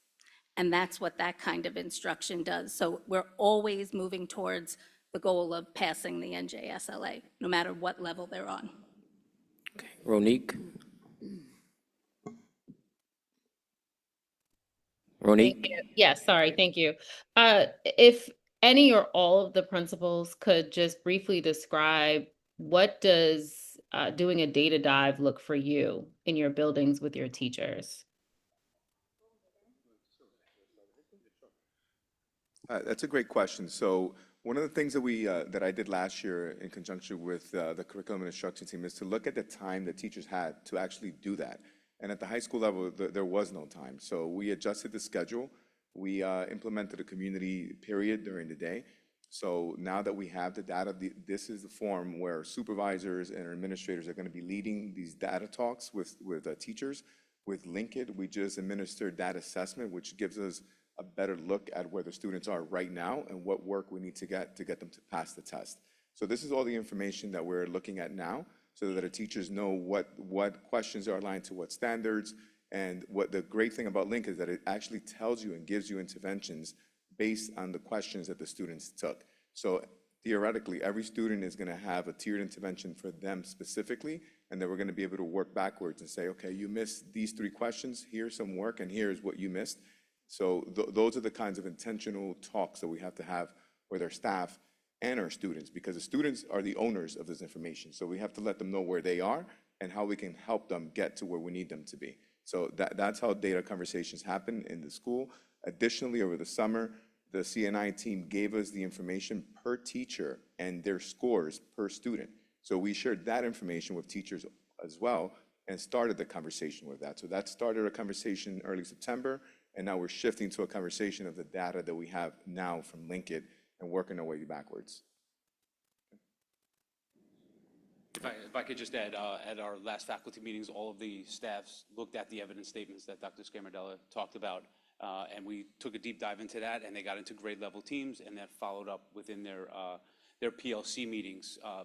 We've been talking about data, and it's pretty synonymous in all the buildings when it comes to it, little logistics here and there that might change. But one of the other things that we're required to with our SCIP committees, where we sit and we look at the data to really look in and dive in even deeper as to what drives the programming going forward. So. Okay. Jason? So Sorry, Lamar, go ahead. You want us to continue to go down, right?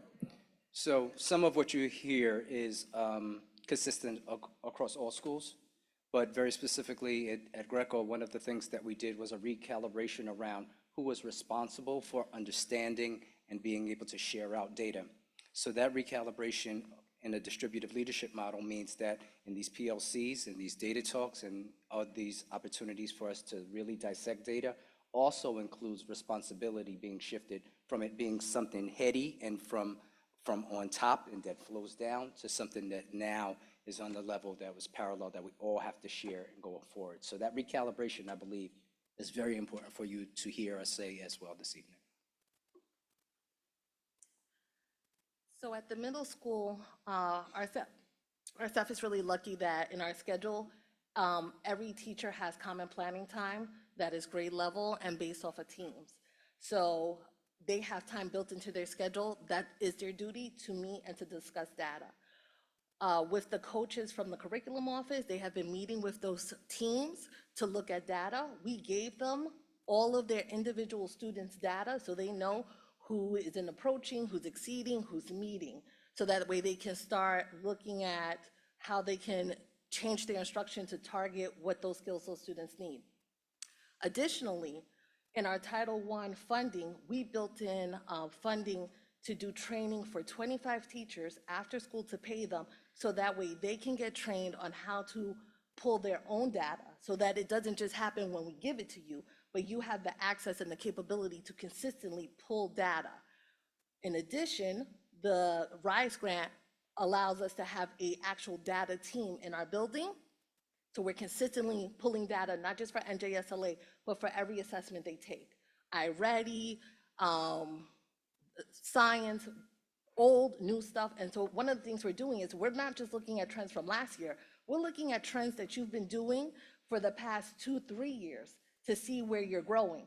Because one of the things we need to see is, okay, maybe your grades are not showing it. Today I had this conversation, your grades are not showing it, but for the past 2 years, you've been meeting expectation.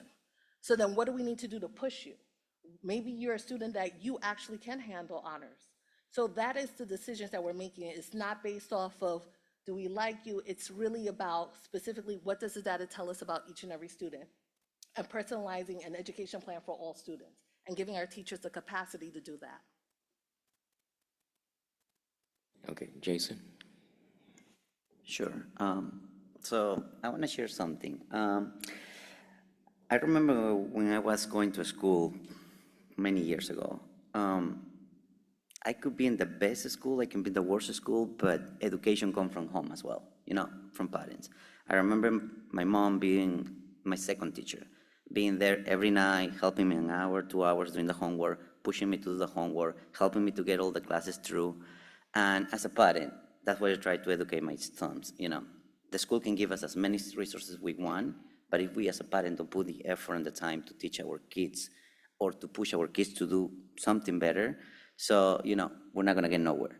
So as a parent, my question is, how do I know what are the guidelines that my kid needs to be learned for the specific grade? You have access to Atlas. That is our curriculum warehouse. And within Atlas, it's a button on the district website. It's very transparent for anyone to see. It will show you the complete list of standards per content area that the students will be exposed to and need to meet before the end of the year to be ready for the following grade level. So that's one way. Another way is meeting with the teachers and, you know, asking them to tell you where they are and what they're doing. It's also part of parent-teacher conferences that, you know, when you're meeting with the teachers, having that collaborative conversation.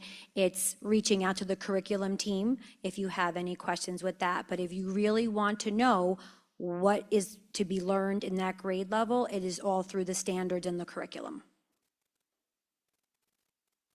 Okay, Lise?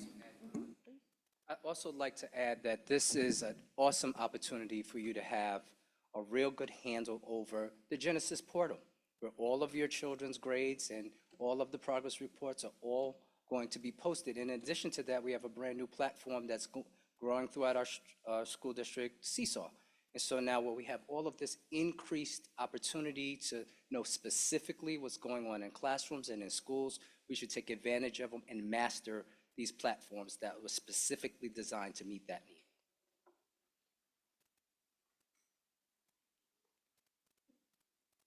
I don't have a question. I really just want to commend all of you for being instructional leaders and doing what you do every day. I'm not just speaking as a board member, I'm also speaking as a parent and an educator. It's not easy to educate in the climate and the world that we're living in, and to go in every day and do this from your heart, not just to teach to the test. We want to pass the test scores, but at the same time, we have to remember that we're educating human beings. So I want to thank you and commend you all for it may not be said enough, but I want to make sure that I say it publicly. Thank you. Thank you. Okay, Karen? So just wanted to say thank you for the presentation. I think it was really important to see it in a holistic manner. I also appreciate using data proactively and not reactively and all the strategies that were shared. So my question is, how often will students' progress be tracked to ensure that those identified strategies are working or not working? So they'll be tracked officially 3 times a year, from our beginning of the year, middle of the year, and end of the year. But also, teachers know that small groups have to be fluid. So basically, when teachers are assessing students daily, because during a lesson, the teachers know they wrap up their lesson by doing a formative assessment, so it guides instruction for the following day. So really, it could be daily. Because if, let's just say, Ms. Wadensky is having a hard time with common nouns, and then, so I'm working with her, and then I see that she has mastered that, the following day, I'm pulling her for a different group. And the teacher's going to be tracking it anecdotally, as well as, grade-wise, standard-wise, daily. So the groups are fluid. But as far as officially tracking, it would be through the iReady platform. But the iReady could also pull reports based on the students' individualized paths. Thank you. And one follow-up question, just based on what you said. So based on using that example, right, it could be daily, will there be opportunities to partner then with parents in just having those conversations prior to that test? Because I guess I'm just trying to get a sense of, in order for us to be able to affect change, right? If we just wait till those 3 times a year, we won't be able to do that. But in the interim, there are opportunities where we can partner with parents. So is that during like parent-teacher, or are there other examples very specific to the student? So I think it would be during progress reports, because students get progress reports and parents have the opportunity to ask questions during progress reports. As Mr. Thomas said, working in Genesis, being able to see your child's grades and the standards that they're having a hard time with, having those conversations. Parent-teacher conferences, parents can call whenever they want. They have the platform of Seesaw now where they could ask questions. So it really is a collaborative effort between home and school. But I think it's important to know that that our groups, and that's the big push this year, are not static, because we don't want to hold students back when they have mastered a standard. It's time, that's where differentiation comes in, right? So if you're doing something really well, then we're not going to pull you in that group the next day, because that's wasting your time. We're going to put you in a different group. And that's why, and that's really the dance that we're doing now with teachers, having them feel comfortable with data, because not everybody is comfortable with data. So we have to make sure they're secure in how to understand it and how to group students in order to meet the students' needs. Thank you. Sherry, and then I'll come. Yeah, I just wanted to say, I also want to thank you. This was so very comprehensive, from looking at the notable achievements based on the evidence statements, and then turning to the needs-based, and what I found to be most encouraging was the interventions matched up. They aligned very well, and it was very thoughtful. So I really appreciate that. I'm gonna have 2 questions.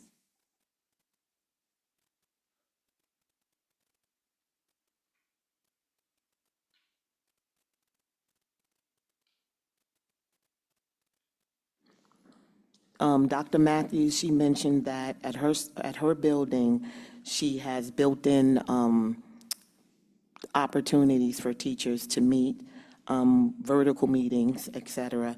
And I wanted to know that if at the other schools, they have the same. Also,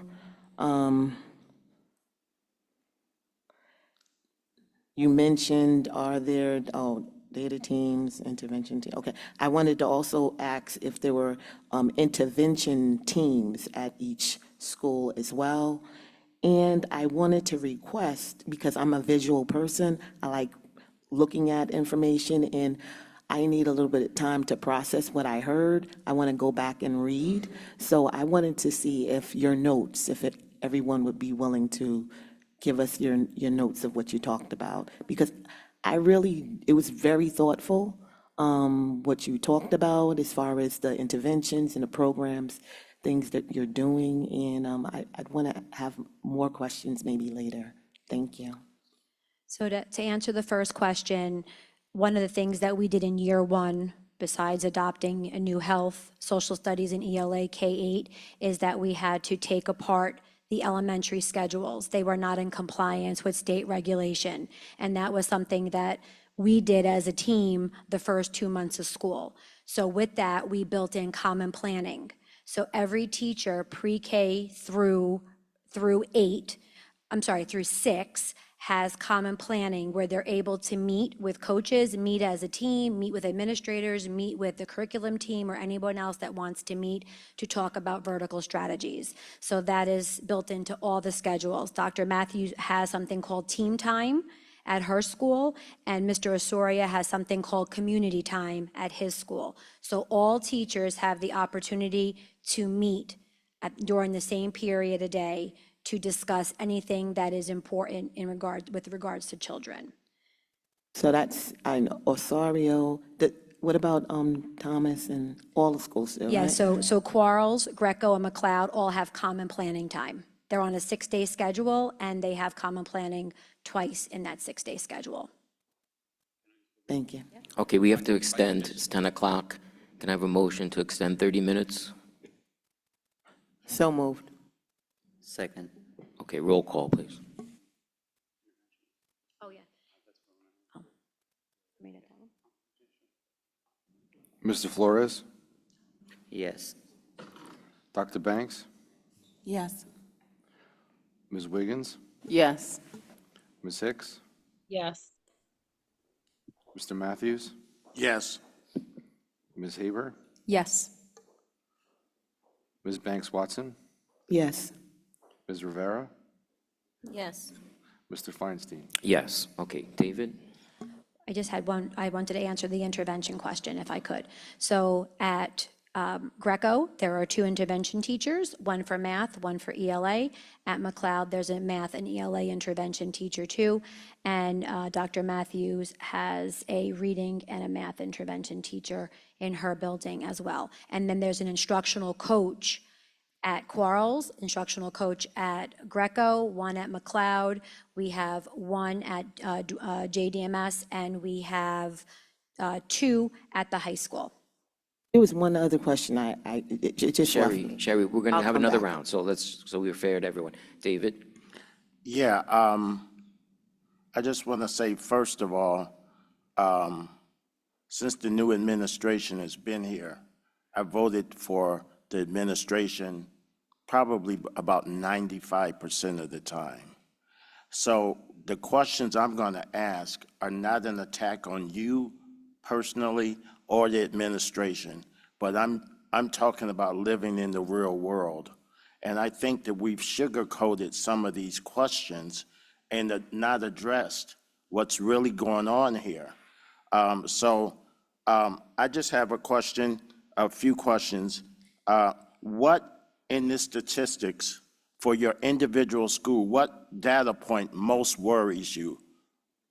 And we can just start off with whoever wants to go first. I'll step up. Yeah, it's just the level in comparison to the state average for me. Because they're still going to be measured against these students outside of Englewood, and that's something that we want to progress towards and get beyond the state average. So that would be the most concerning for me. Can you all speak into the mic, because we have people online that may not be able to hear you? Oh, Thank sure. you. So I'll repeat that. The biggest concern for me is the difference between the state average and our scores. So that once they do go out into the real world and beyond Englewood, that they're being compared with the same students. Thank you. For me, as I mentioned earlier, the Algebra 1 scores are very concerning. So we are looking at that gap because we have geometry and Algebra 2 that are through the roof, over 40% increase. But Algebra 1, our 9th graders from last year, our current sophomores, were at a 9.9 net deficit. So that's extremely concerning to me, and that's why we're doing this work, because that we need to be in the green double digits with all 3, not just 2. I think what has kept me up some nights is the entry point data, that the lion's share of our students come to us in those 1, 2, and 3 tiers, and how important it is, irrespective to the charismata of the leadership or whoever's in place, but having enough consistency in place to move them with both acceleration and remediation. Having to partner the strategies and the resources to do that is not simple. And as our historical data has shown, it has been very stubborn over the last several years. So that keeps moving. For me, it is the number of students who are falling in that approaching category. In every testing grade and every testing subject, I'm having no less than 20% of students, some 31%, that are in the approaching category, meaning they just missed proficiency by 25 points. Some, because we went and drilled down even more and looked specifically at those kids, some were within 10 points, less than 10 points of meeting proficiency. So what is it that we're doing where we're getting them just there, but not over the hump? Because if we can figure that out and target that, which is why we're being so specific with our data, our school changes drastically, right? These kids change drastically, and especially for our kids who are taking advanced math. That means they've met their high school requirements for graduation before they even got there. So that is one of the things that we're focused on. And I know you asked for notes. I actually have copies of my notes, and I'll give them before you guys leave. But when you see them, you will see I have colored graphs for every testing subject that happened at the middle school, and you will see that band is in yellow, and it is thick as day on each one of those testing cycles. We are so very close, and that's what my focus is this year. Okay, I'm going to give you each one of your schools what really stands out to me. And again, I'm not a professional. I have been teaching for the last 3 years, but for example, at Greco, and I know Mr. Thomas has been here just for a year, but in terms of the grade 3 in the ELA, and again, this is not a cohort of students, so I'm trying to be fair, 40% to 37 to 35.9. Also at Greco, when you compare the district in math with the state average, we're at 26%, and the state average is at 49% in math, and that's for grade 3. Also for Greco, the economically disadvantaged for math 3, we're at 24.6%.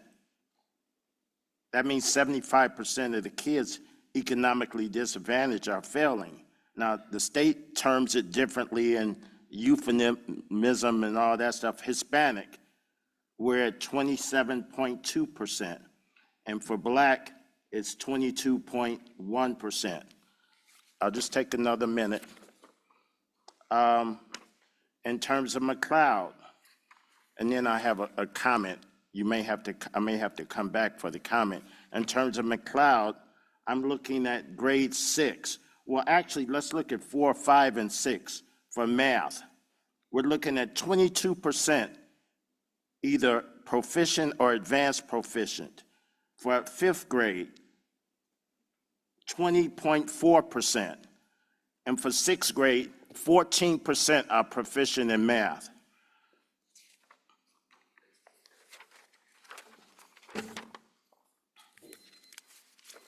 I'm wrapping up, but I just want to be fair. Then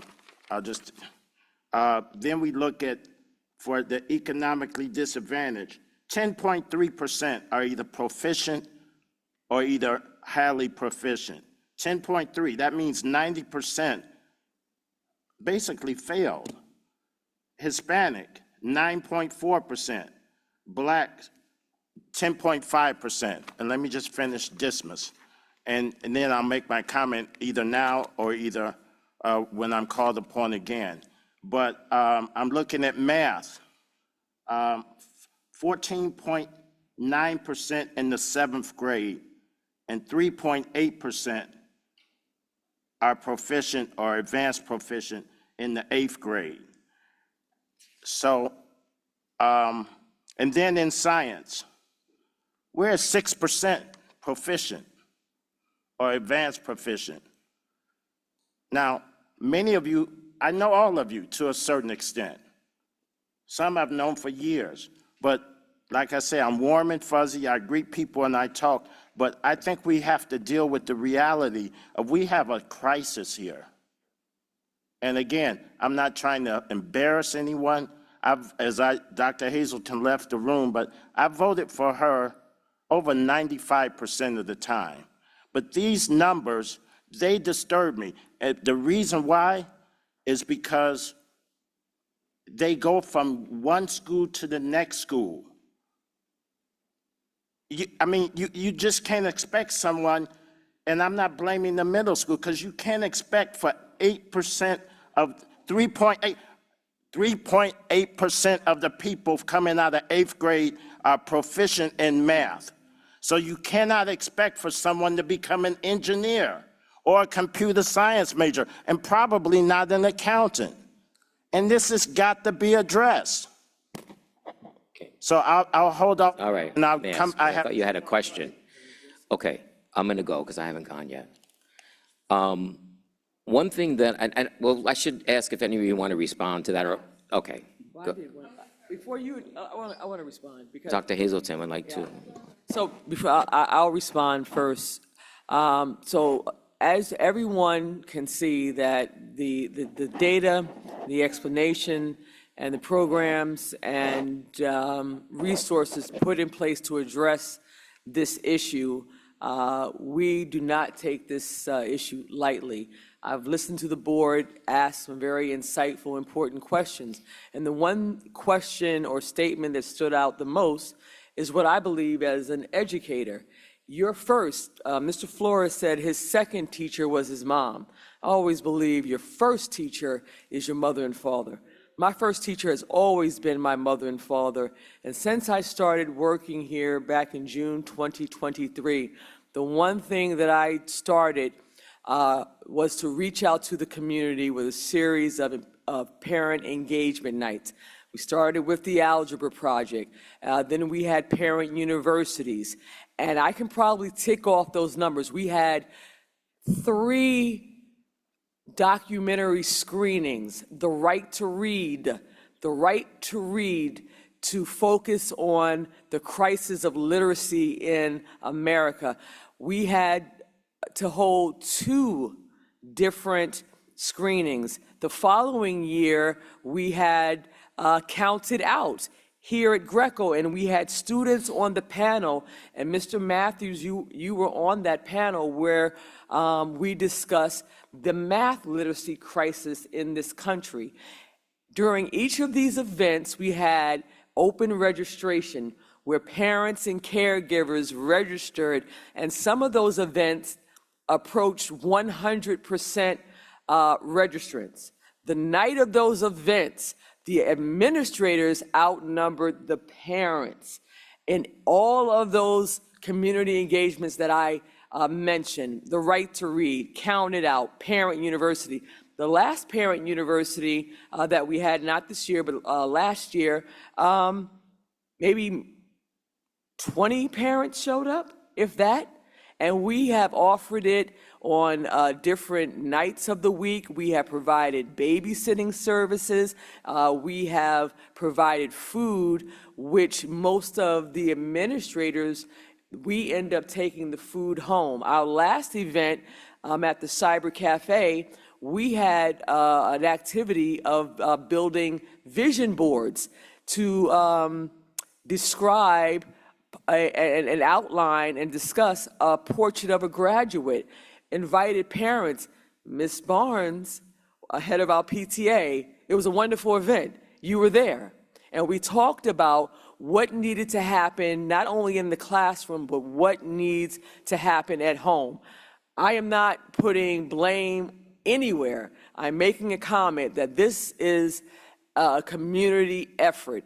If we are offering programs and strategies to help our most fragile students and the people that help raise them, if we're offering these programs for free, giving out books, giving out strategies, feeding children, please come so we can help you strategize at home and extend what is going on in the classroom.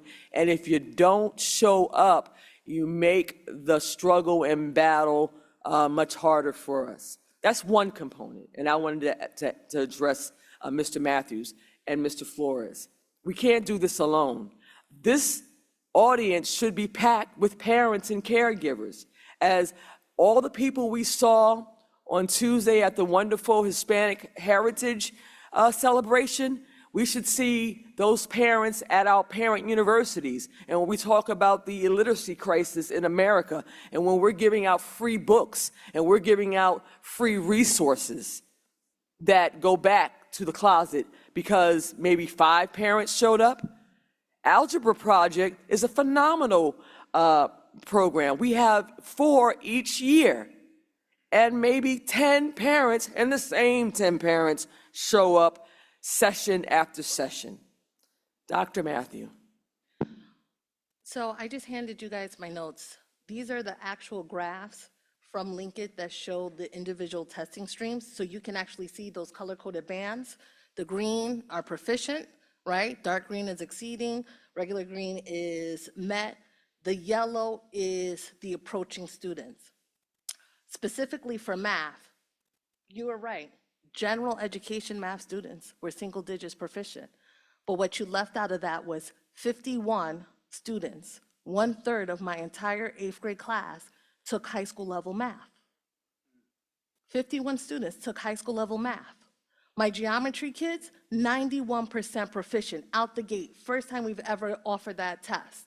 So if we're going to talk about the bad, we also have to be equitable and talk about what the actual numbers are showing. The other thing I want to point to, if you look at my notes, specifically in the ELA, part of the reason I did a 3-year longitudinal look is because you have to see enrollment trends. The 7th graders, when they were in 5th grade, and I know this is small, on the website, if you go on our website, you can zoom it up as much as you like. When they were in 5th grade, it was only 117 kids. When they took the test last year, it was 145. Those additional 28 kids impact your scores. They either bring it up or they bring it down.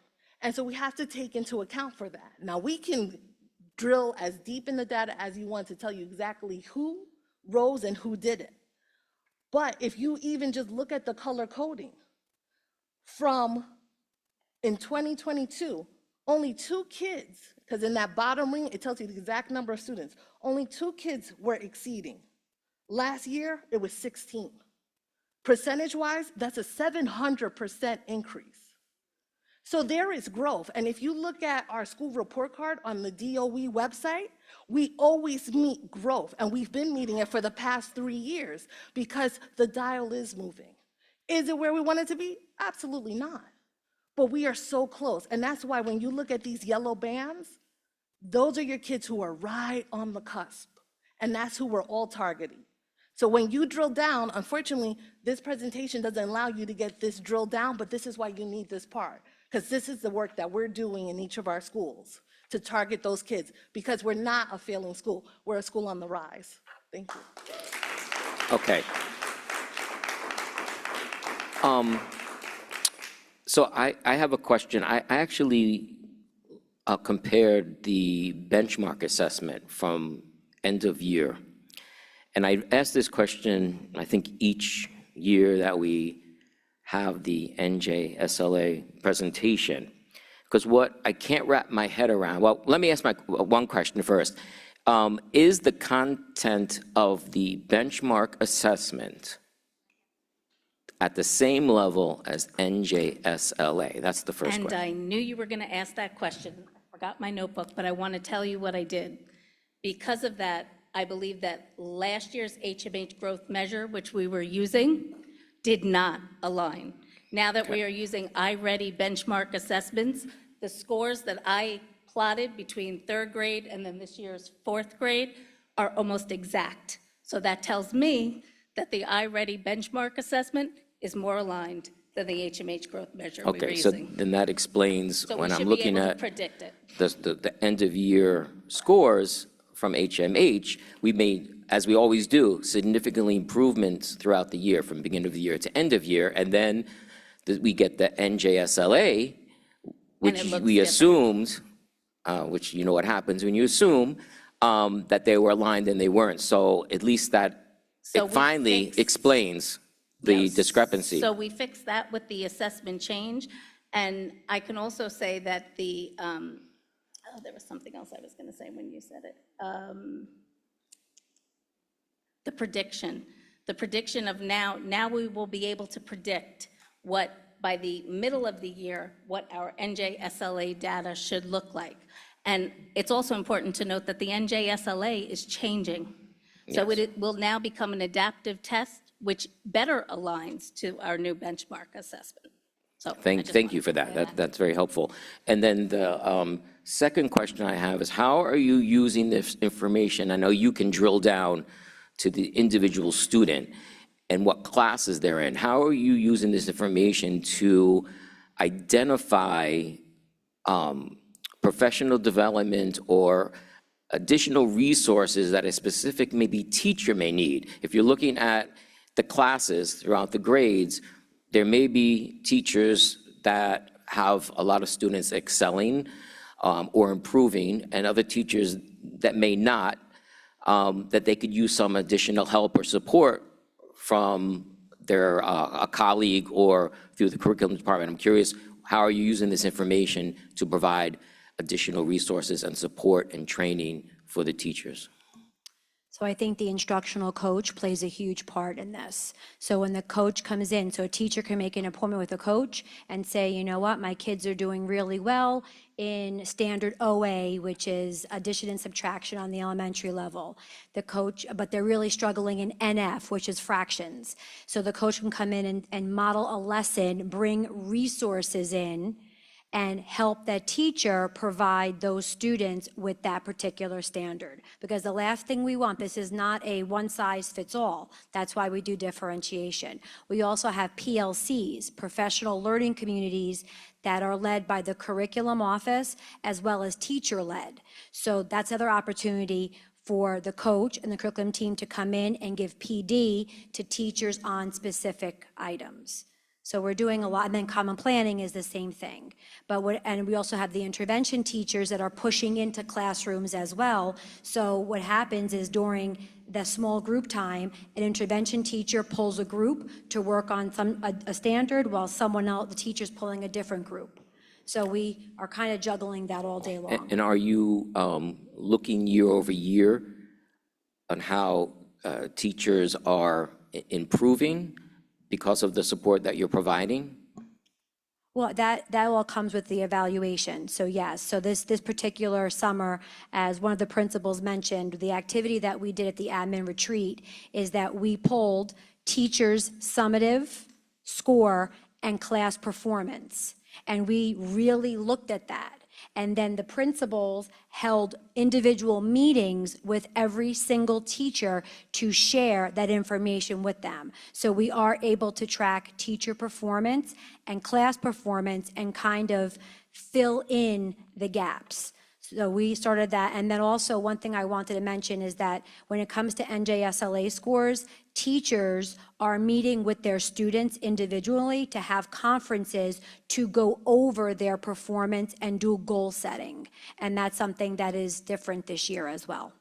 Thank you. Okay, what board members have follow-up questions? Okay, we have Rachel, Jason, and David. Okay, so I'll recognize Rachel, then Jason, then David. Thank you. So I was originally going to ask about the HMH, and that question was answered, that it's not aligned, because obviously what we heard today is very different than the HMH data we heard earlier in the year. So I'm glad that the iReady, and that's really encouraging that the iReady does align, because that'll be great that we can keep track during the year, and we don't have to wait until next year, well, an entire year, to know if all the interventions you're doing this year is fruitful. So I'll actually, I'd like to ask a question that came up as Dr. Hazelton was talking about. She just identified something that's very important, which is parental engagement. And I'm going to amplify what she says about how if we believe that parental engagement is so key to our kids' success, then let me ask, what are we doing in the context of these NJSLA scores? What are each of your schools doing to engage the parents specifically? And, I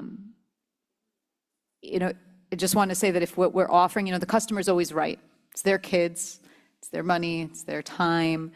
If the families aren't coming to Parent University, if the parents aren't taking the free books, then at least personally, in my mindset is then we need to do something. Not that they need to do something different necessarily. Maybe the customer's always right. That's not what's meeting their needs, right?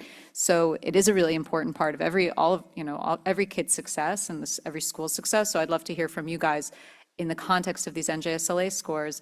How do you think? What are you doing to engage parents to improve these scores? The first thing that I can say is now doing workshops in the community. So if they can't come out to us, we go to them. So that's something that the LIFT grant from Quarles that I mentioned, I'll be doing workshops, literacy workshops out at play gyms, at community centers, and that's a way to start early literacy and hopefully raise our achievement before. Because honestly, we talk about interventions. If we can close that gap, I say it all the time, by third grade, those interventions become independence.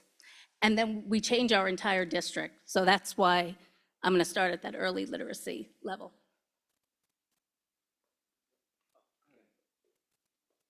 I just want to say how thankful I am to hear that as a resident as well.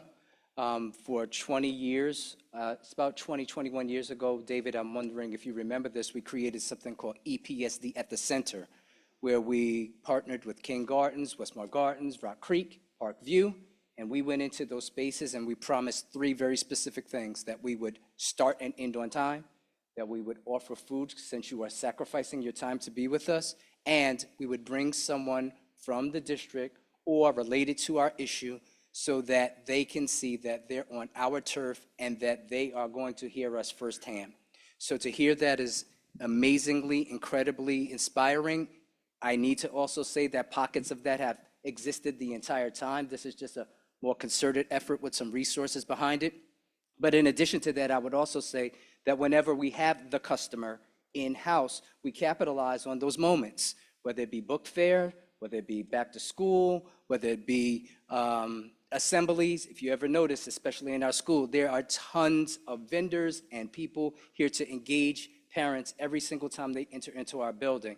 In many instances, we have standing room only, maybe particularly because of the age of our children, when parents still feel the need to have their eyes and ears on that, as opposed to as they grow and develop and they feel that their children should be more independent.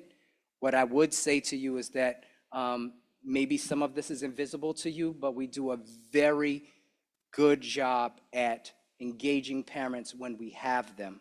But the second part of this is meeting them where they are.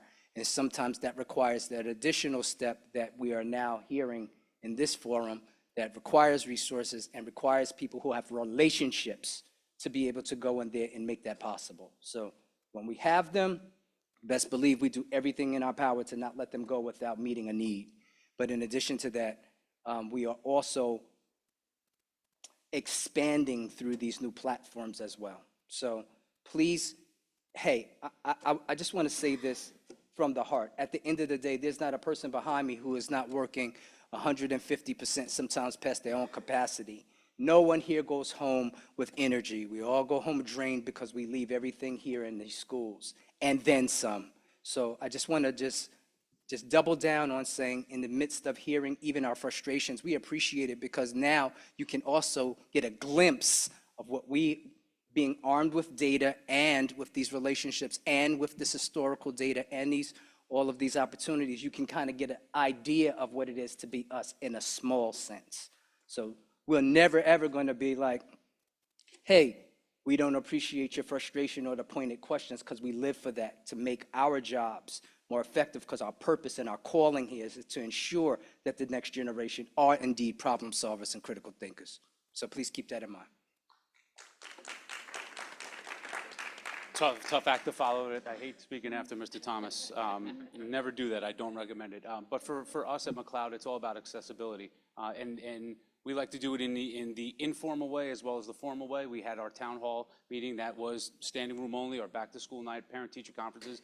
But I think, oh, sorry, the true value is in those informal meetings, whether it's at the pickup line or dismissal line, standing out there with the umbrella and having those quick conversations. You know, these are all single data points. You know, it's lag data. It's not, so we can't do anything to change that. That data is what it is. We're not going to treat any kid different if they're a level 1 or a level 5. It's what can we do to go forward, right? So yeah, you struggled on this one particular test on this one particular day, but we're going to put everything, we're going to work tirelessly to put programs in place so that the next time there's growth. So it's all about the informal and the accessibility for us at McLeod.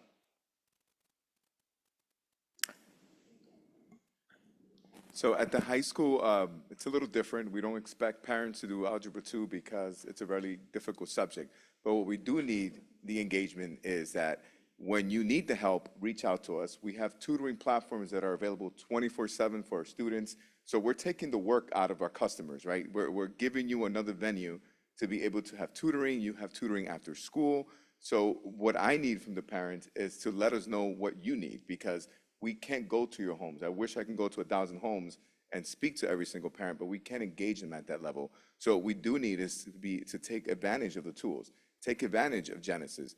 Be mindful of how many days your kids are out of school, because if you're at 18 days out of school, that is 10% of the school year, which means 10% of the curriculum you did not absorb, and now you are behind the 8 ball. So the variables that go into the test are many and plenty, and we cannot control many of them. But when we do have the parents engaged, I promise you that we're going to do everything that we can possibly do. And I also want to give a shout out to all the teachers that work in this district, because it is not easy. They do a lot of heavy lifting when it comes to these test scores, to the academics in the school. And I guarantee you that everyone is working to their potential. And if they're not, we're going to make sure that they are, because that is the mission. Well, at the middle school, we try to engage parents in a multitude of ways. We also recognize that not every parent can come physically, so that doesn't mean that they should be not in the know. So we do send out a bi-monthly newsletter to parents. We also have a very active social media page. At the beginning of the year in August, Mr. Alacon and I had a Meet the Admin team. So especially for rising parents, they got a chance to meet us, hear what the school was about. We also try to capitalize on events that we know is going to have big parent attendance. So our last month PTO meeting, we set it on the same day as our Noche Latina, which is a very well-attended program. So that way we can get parents used to the idea of, and to also make it convenient for them. If you're going to already come out late at night, then why don't we knock 2 birds out with 1 stone? Additionally, for back to school night, during the kids, as the parents followed their schedule, when they got to lunch, we had a community fair in the lunchroom where we had several mental health providers who were there to give out information. We had Mr. Helligers give out information about the academies. We had the PTO signing up people. We had everybody from Bergen County, the health department, NJ4S, and several others. In total, we had over 10 agencies there to give out resources to parents. So those are the things that we find are important. Our next step for us is, I actually have been in recent talks with some of our PTO members to look into creating an advisory council for not only current members of JDMS who are parents, but also future parents. So that way we can get an idea of what it is that they would like to see in their ideal school. Everything from programming to initiatives. So that way we're not providing parents what we think they want, but we're actually hearing what they want to see, as well as answering their concerns and giving us time to address them. Because what we did was, getting back to enrollment trends, we have noticed a drop in enrollment. Every year the classes are getting smaller, but we need to pinpoint what it is that these parents are looking for that is making them want to leave. So if we can address those issues and maybe incorporate those wants and needs in our school, we can now attract them back. And we started doing that last year when we had our open house to show parents what it is that we have.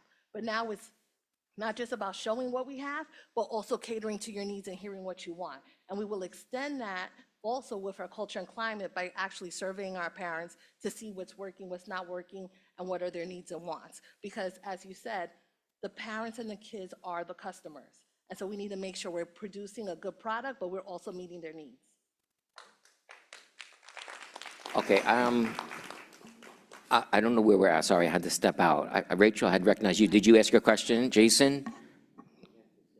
Oh, we have to extend, sorry. Can I have a motion to extend 30 minutes? So move.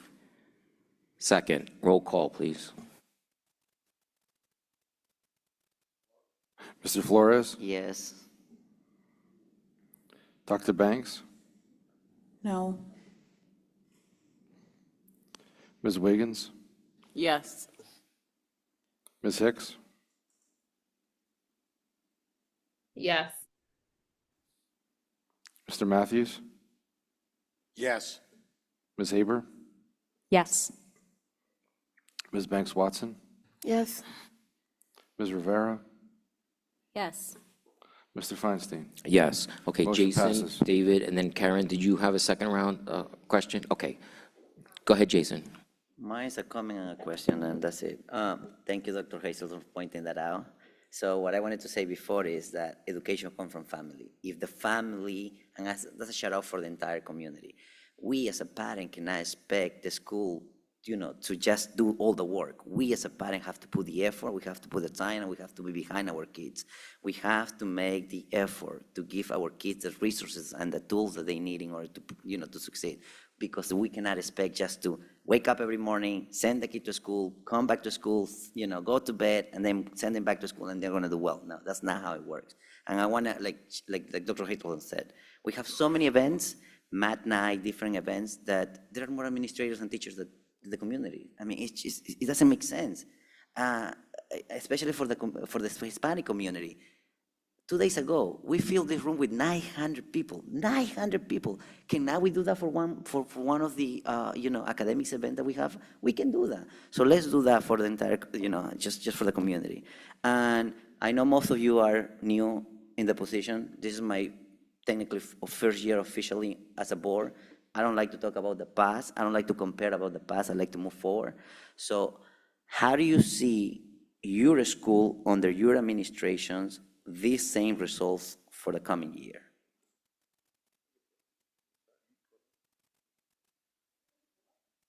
So for next school year, going forward, like you just mentioned, we started, and we've already seen gains, right? So we build upon the gains that were happening already, because I don't want to take credit for something that was already happening at the school.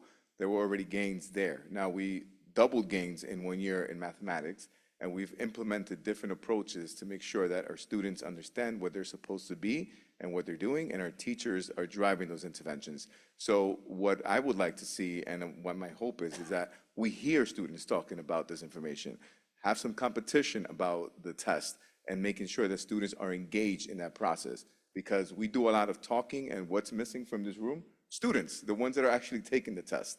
So those are the folks that we have to engage. The parents are very important, but the students have to take ownership of this, and we have to show them and understand that they are the ones responsible for this. Ultimately, we're going to give them all the tools, but we have to create leaders from our students. And as you saw this evening, we had 2 great students who are phenomenal students.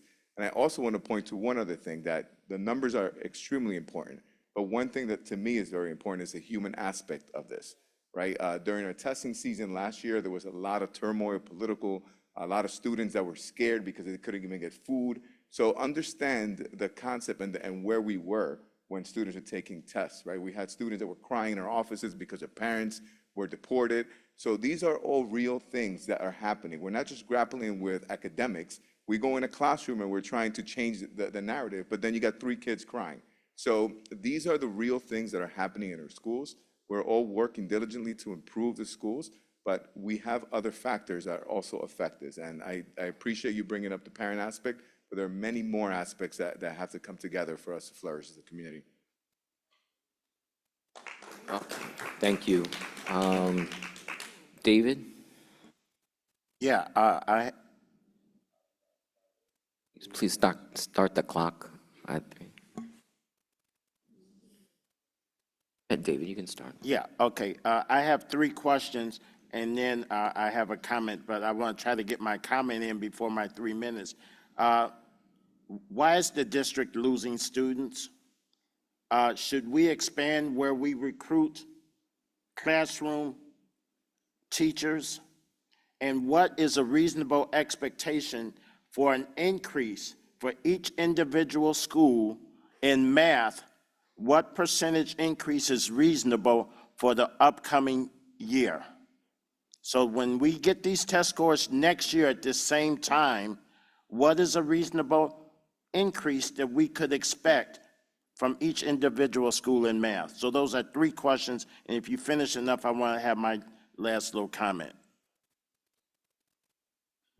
So I think one thing that was important to the board is that goal number 1 has to do with ELA and mathematics. So we have a tiered goal that every single administrator, that is their district goal that they have to achieve. So what we all set out together, the certain percentage, 25%, 20%, depending on the tier where the student fell, that is the goal for each building in both ELA and mathematics. That is their PDP goal, the district goal, and a school goal.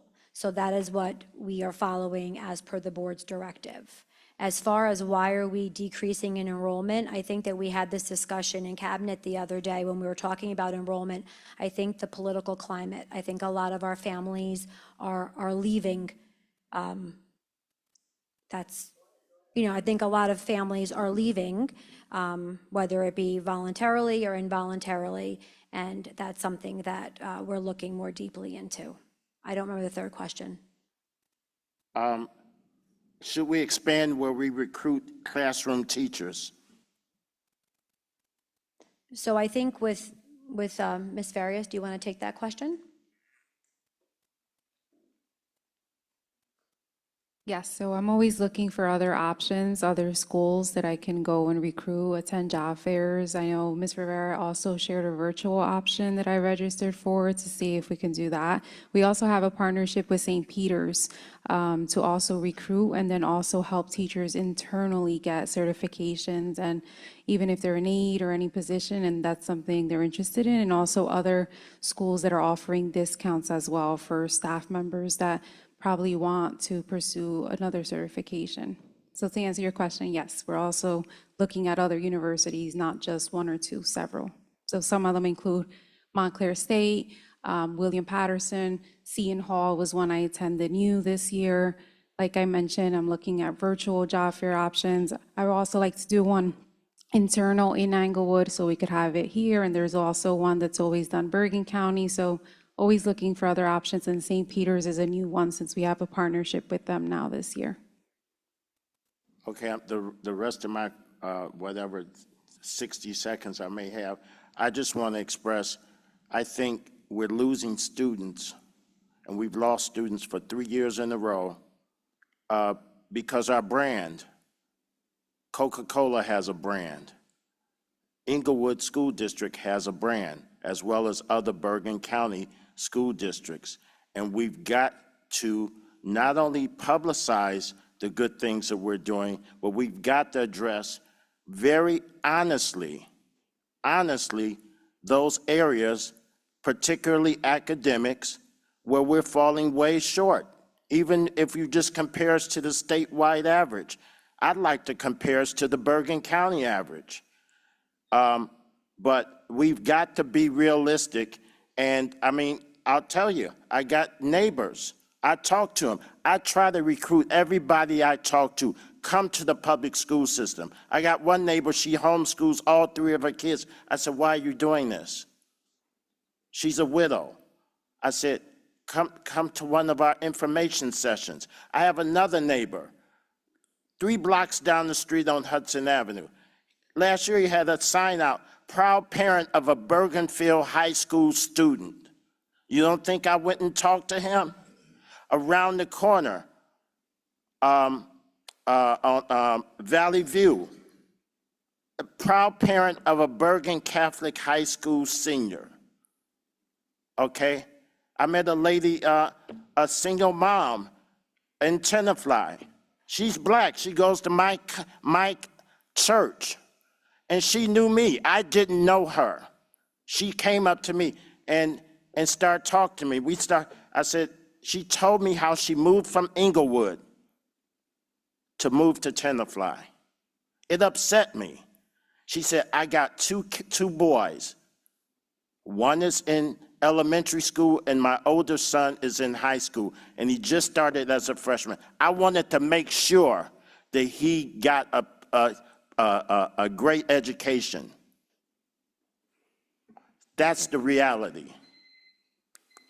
Okay, Karen. We've got to up our brand, and that includes getting rid of social promotion. That's the big problem. David. That's the big problem. All right, Karen, go ahead. Thank you. I just wanted to quickly piggyback on what Jason said, speaking not as a board member, but a parent whose child attended all Inglewood schools. Accountability cannot be solely put on the district, right? It's a 50-50 partnership. When my child attended any other school, I was able to do outreach. I was able to get the support that I needed, not just from the principal, the vice principal, the teachers. So, I think that there's an important piece that parents need to really take that onus. And in order to maximize that partnership, there has to be buy-in from the student, right? Like Mr. Osorio said, and we all know as teenagers grow up, that buy-in is not going to come out innately. So parents really also need to be really purposeful about trying to promote that partnership as well and encouraging their kids to participate. So just, as the customer, as some people would call me, or a district parent, I just want to be able to state that it's not solely on the district, but the parents also need to do some self-assessment on that part as well. Thank you. Thank you. Sherry? I want to say that I appreciate you guys standing here and listening to us and taking the feedback. And I want to address the fact that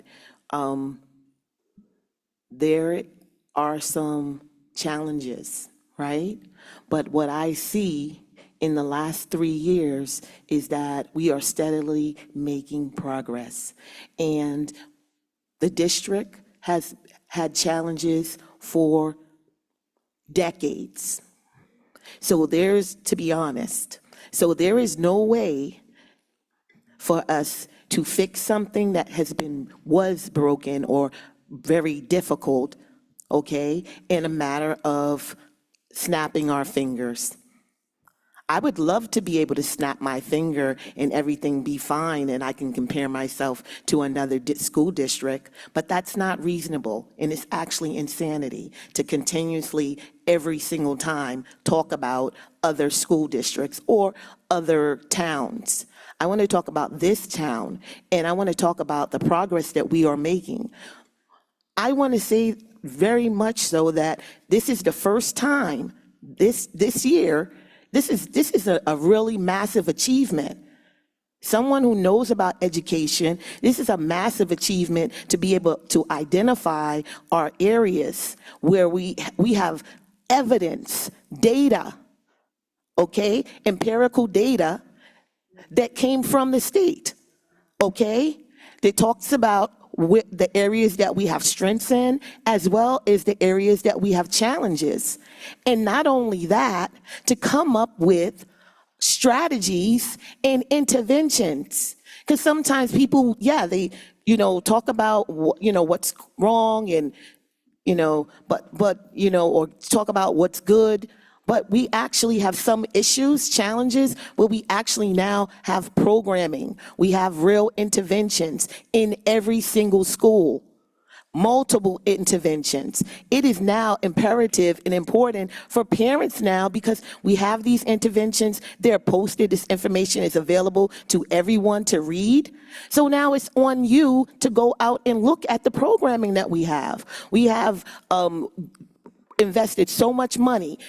Huntington program. You have all these different reading programs. You have tutoring. You have 24-hour tutoring that your child can wake up in the middle of the night or start at 11 o'clock and get on the phone and talk to a tutor or go online and talk to a tutor. You have all of these programs and we have to start utilizing them. Cannot continue to blame administration for what's not going on. We've got to take some personal accountability and be responsible. And that's what I want to say. Yes, there is a need for change, but the district is making those changes. Okay? Thank you. Is there any board member that has not spoken twice that would like to ask a question? Okay. It's 10 to 11. You've been here a long time. Thank you very much for your presentations and answering our questions. This is a conversation that does not start or end tonight. This is a conversation that must continue throughout the whole school year. We're going to get other presentations. We're going to get the benchmark assessments and other communication from you. So this is something that will continue. So thank you very much. Have a good evening, and thank you again. Thank you. Thank you, and that concludes my superintendent's report. And my last comment to address Ms. Haber, meeting the customers where they're at. We have discussed moving Parent University to a virtual platform. So if parents cannot come out, our next Parent University, we're going to try a virtual setting and see how many parents that attracts. Thank you. Thank you, Dr. Hazelton. Okay, I will now open public comment on consent agenda items only. I will recognize those here in person first. For those joining us remotely, please click the hand icon at the bottom of your screen to be recognized. When you come up to the microphone, please state your name, place of residence. Your statements will be limited to 3 minutes. We will do our best at the end of public comment to address any comments or questions. No, okay. So anyone have a comment on consent agenda items? On the consent agenda? Okay. We're going to get through the 3 minutes for it. So I started with today, I did have like this, Chiquita Barnes, Inglewood. I started today with like writing out what I wanted to say, but today has been really great listening to these presentations. I'm really happy that we've invested in the curriculum and instruction department. And I'm just really proud that some of the things that were spoke about today is going to be progressive. And that hippie, to find that hippie is still going to be here. I was a hippie instructor, so I know that being the child's first teacher is the ultimate way to go. So I did that for like many years. But what I'm wanting to talk about is I looked at the agenda. I look at the agenda each time, each month, in anticipation to see Dr. Matthews on that reclassification list. She has yet to be there. We see what she does. You guys see what she does. And yet we have a position that's posted for anticipating a vacancy for next year, July 1st, for her position. After tonight, I have this long thing, you kind of, Dr. Hazelton, you took some of my speech today talking about the vision board, but you did ask one thing, and I'm just gonna remix it because you didn't say it like this, but who do you remember when growing up who had an impact on you? So I first thought, let me ask my daughters, right? So I have 2 daughters, one in the 10th grade and one in the 7th grade. And one is going to say that she has positive circumstances. Chiquita, I'm sorry, do you have a question on the consent agenda? There's a consent agenda, reclassification. Okay. That's on your consent agenda. ahead, I'm just go ahead. taking it further. Okay? Right? Is that not true? Okay. So anyways, so my daughter in the 10th grade, she's going to answer the question with lots of like good school life events, experiences. But my 7th grader, she's going to respond with, I don't know. Because I remember that one time, and the only time that I remember is being in an elementary school for 4 years with 3 different principals, a substitute nurse at JDMS, and a new principal in the 8th grade because she's in the 7th grade because the district is not getting it right. Our students need stability, consistency, and healthy mental wellness. So have you guys asked the parents and the students that you talked about today how it's impactful to know what we want? We want Dr. Matthews. We see her We see her growth at JDMS. We see the positive change at JDMS, and we see the great opportunities and clubs at JDMS. I get 10 extra seconds for answering wrap up. the question. So anyways, what I'm saying is that we need to all, you guys need to see, HR needs to see her. She stood here, she provided results. We're talking about data, it's proven. And then yet she stood here along all the other administrators, but she's interim. Unacceptable. Thank you. Thank you. Is there anyone else here in person that would like to speak? Okay, on agenda items. Is there anyone joining us remotely with their hand raised? Okay, I'm going to close public comment on consent agenda items. Could I have a motion to introduce the consent agenda? So move. Second. Okay, any discussion?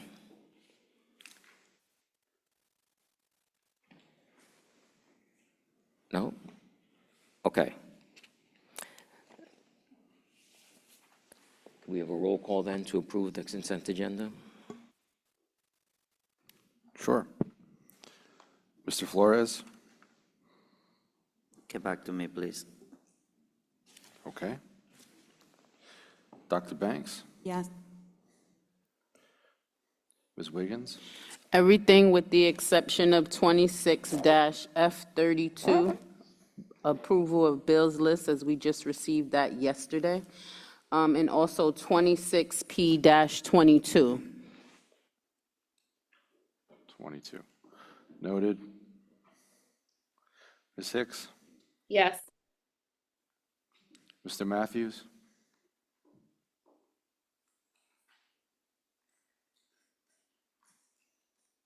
Everything except for the bills list. Again, I tried mightily to get to it, but I did not. It wasn't just enough time, so.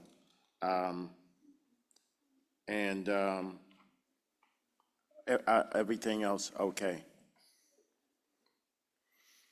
Ms. Haber? Yes, to everything except the bills list, and I actually do remember one question that I I'm not had. going to pay the bills now. That I don't know, I actually do remember one question that I had, I see it now, that I'd love to be able to ask on the agenda, the consent agenda. Yeah. You know what, it's our, yes to everything but the bills list, I would love to get to it as soon as possible. Ms. Banks Watson? Yes, however, I have a question. If this is defeated, the bills list, does that mean that the bills will not be paid? That's very foolish. But again, yes. Ms. Rivera? Yes. Mr. Feinstein? Yes. I'll now Yes. open, Don't forget me, yes. I'll now open Sorry, public. I didn't go back to you. Oh, I'm sorry. Sorry, Mr. Jason. My Flores. apologies. That's okay, yes. Okay, thank you. Sorry about that. I put you down as a check mark. Apologize. Did you Just- vote? Just Okay, a okay. point of clarification. I received the bills list in my packet, and I'm hearing that there was another bills list sent out? There was a bills list that was delivered yesterday. I did not receive that. Okay. I don't know if there was a.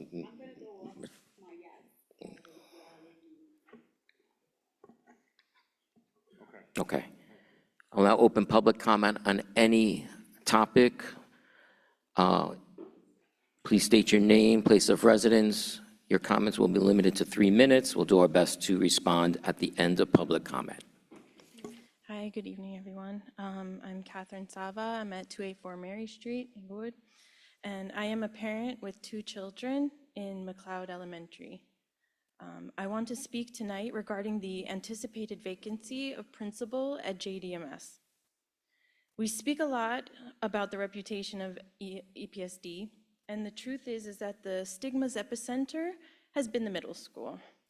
From starting my children in quarrels, I've been in the murmured conversations of, what have you heard about the middle school? Is it safe? I hear it's bad. And slowly the parents start making their plans for moving away or saving for private school when the time comes. And this is not in the last 10 years. In 1991, my own mother was approached by my sister's teachers in Cleveland, which is now McLeod, to get her out before she gets to the middle school. Unfortunately, due to a devastating family event, we did end up going and switching to the Catholic school system. But these last 2-3 years, I've been seeing and hearing a change, and it's a change for the better. Dr. Laura Matthew has been an integral part of this improvement. The numbers are there.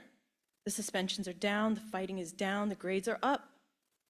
Dr. Matthew has created an environment that provides a space for the teachers and students to grow and build confidence in safer surroundings.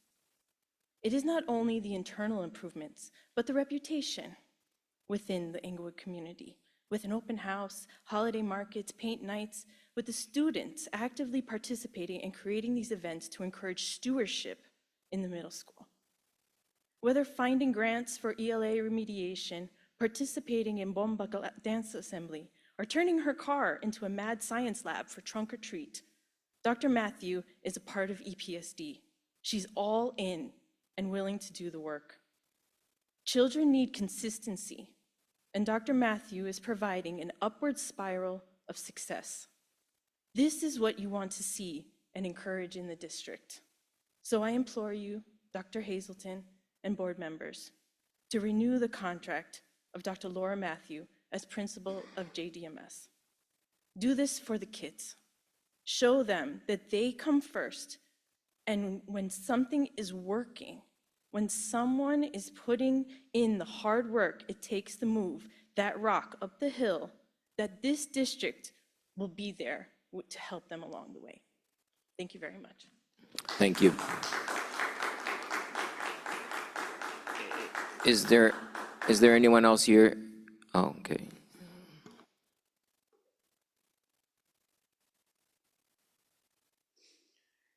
Good evening, members of the board, Dr. Hazelton, and community members. My name is Donovan Rodriguez. I am an Englewood resident, and I'm speaking tonight regarding the Janice Dismas School Principal position. The posting calls for a leader with a proven track record of academic improvement and school turnaround success, and expertise in improving student outcomes in ELA and math. That person is already here. Under Dr. Matthews' interim leadership at JDMS, while overall ELA proficiency dipped this year, there was a nearly 11% increase in 7th grade and 35% in 8th grade students approaching expectations. She achieved 91% geometry proficiency, and suspensions dropped 73%. She was named New Jersey's 2024 Visionary Assistant Principal of the Year. Our school has been transformed. Here's my concern. Dr. Matthew is now being asked to compete for the permanent position against outside candidates. The job posting retains a requirement of 5 years of teaching experience at the middle school level. If the board applies this rigid requirement literally, it would also disqualify our very own vice principal, Mr. Alarcon, another outstanding internal leader.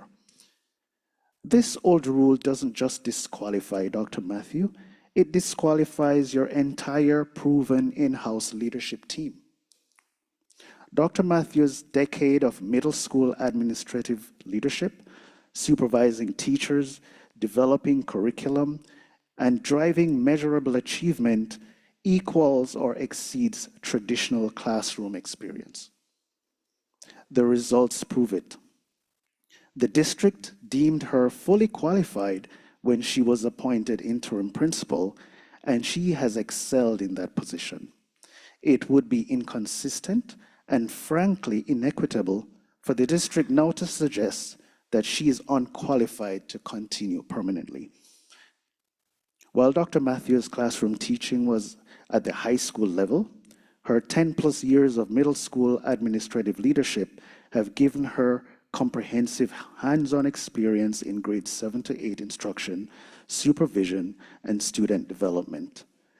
So tonight, I respectfully urge this board to do what is smart, logical, and in the best interest of school continuity.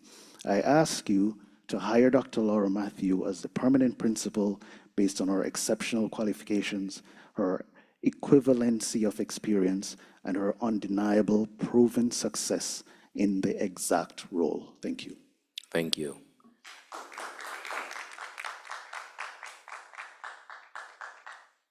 Good evening, everyone. Carell Buckley, Korean the Way.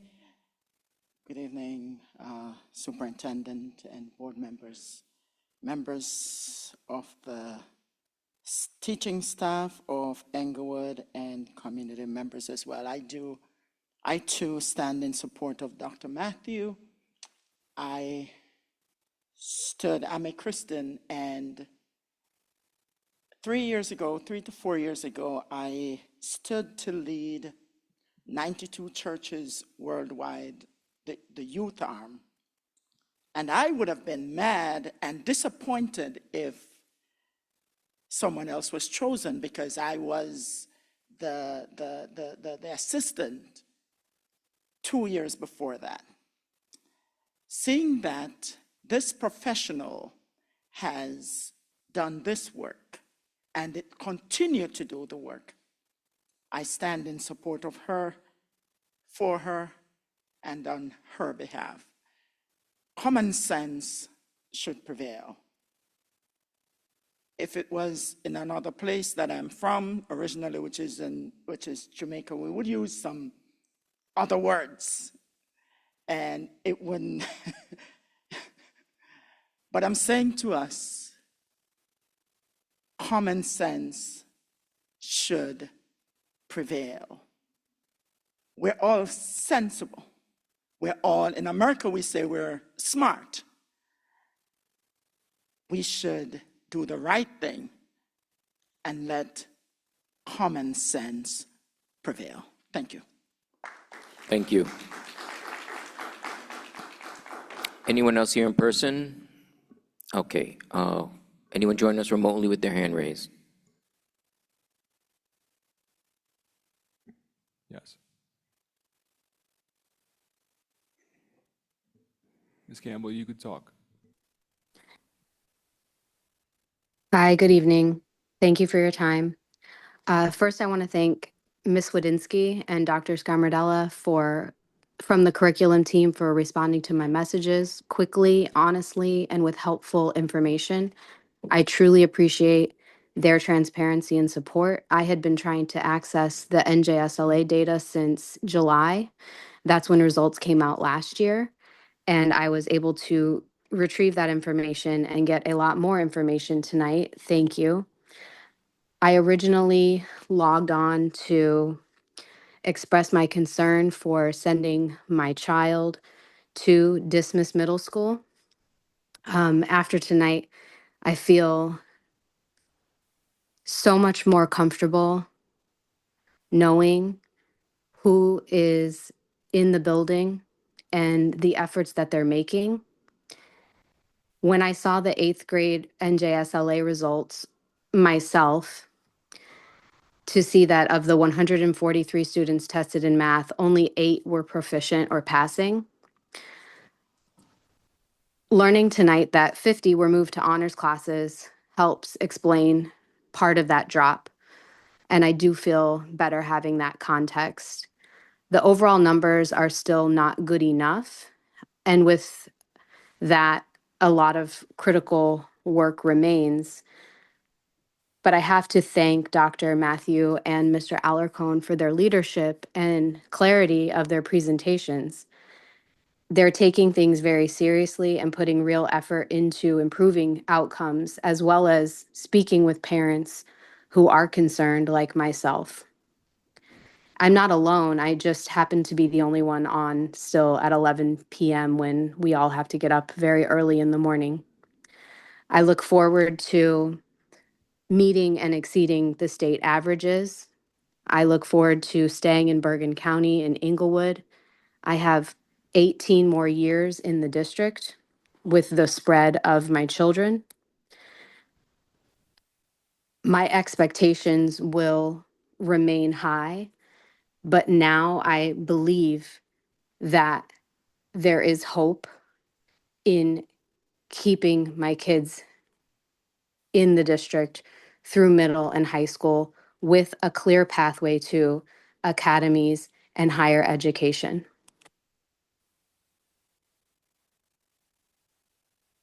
It would be so upsetting to see a change of leadership there when it's clear that they're making headway. Thank you. Thank you. Is there anyone else with their hand raised?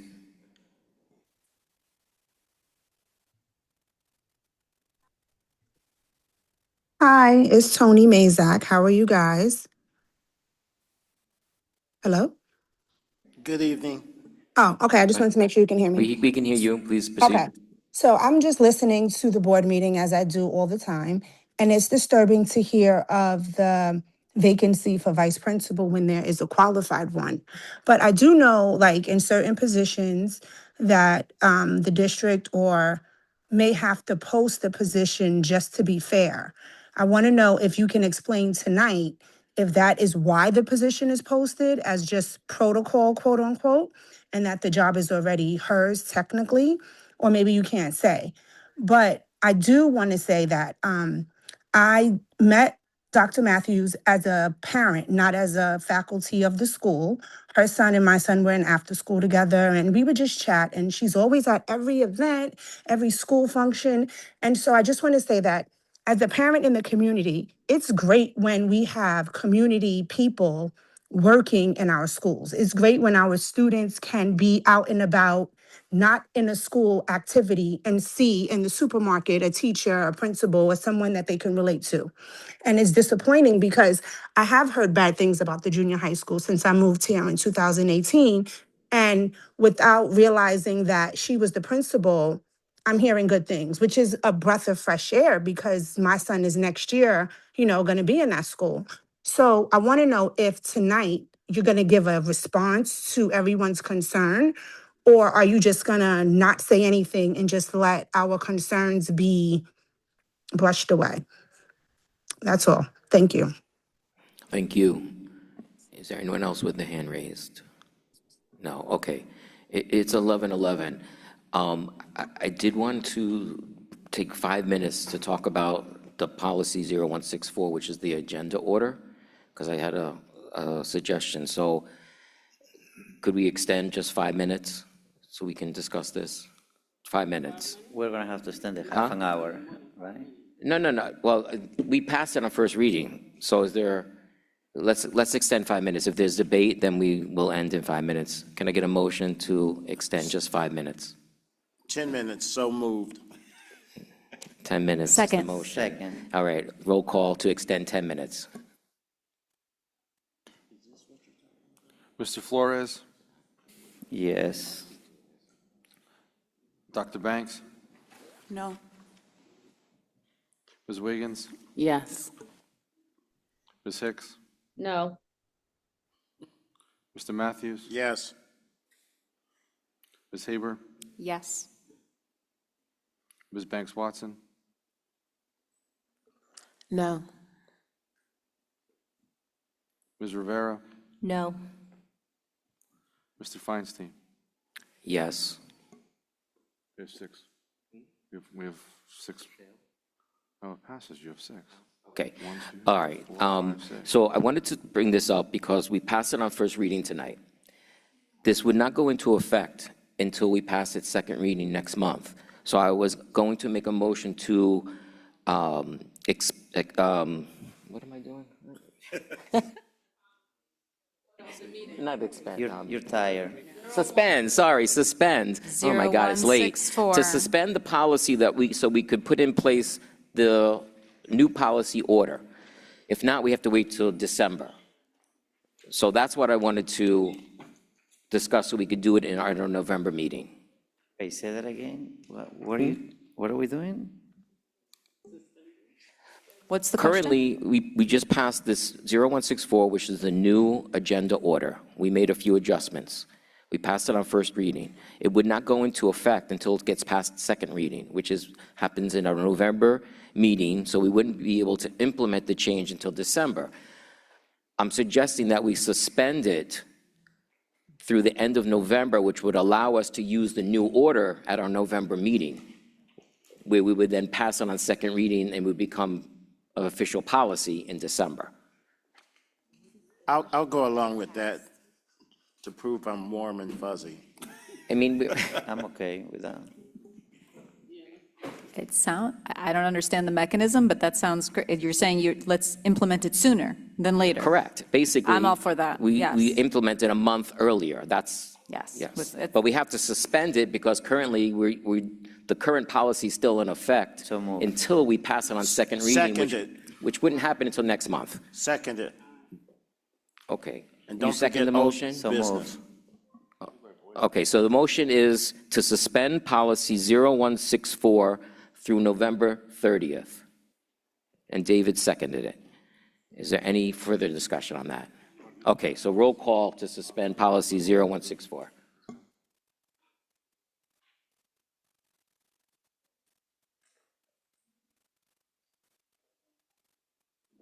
Sorry, Mr. Yes. Flores? Yes. Dr. Banks? Yes. Ms. Wiggins? Yes. Ms. Hicks? Yes. Mr. Matthews? Yes. Ms. Haber? Yes. Ms. Banks Watson? Yes. Ms. Rivera? Yes. And Mr. Feinstein? Yes. Okay, so we'll have the new order starting at our November meeting.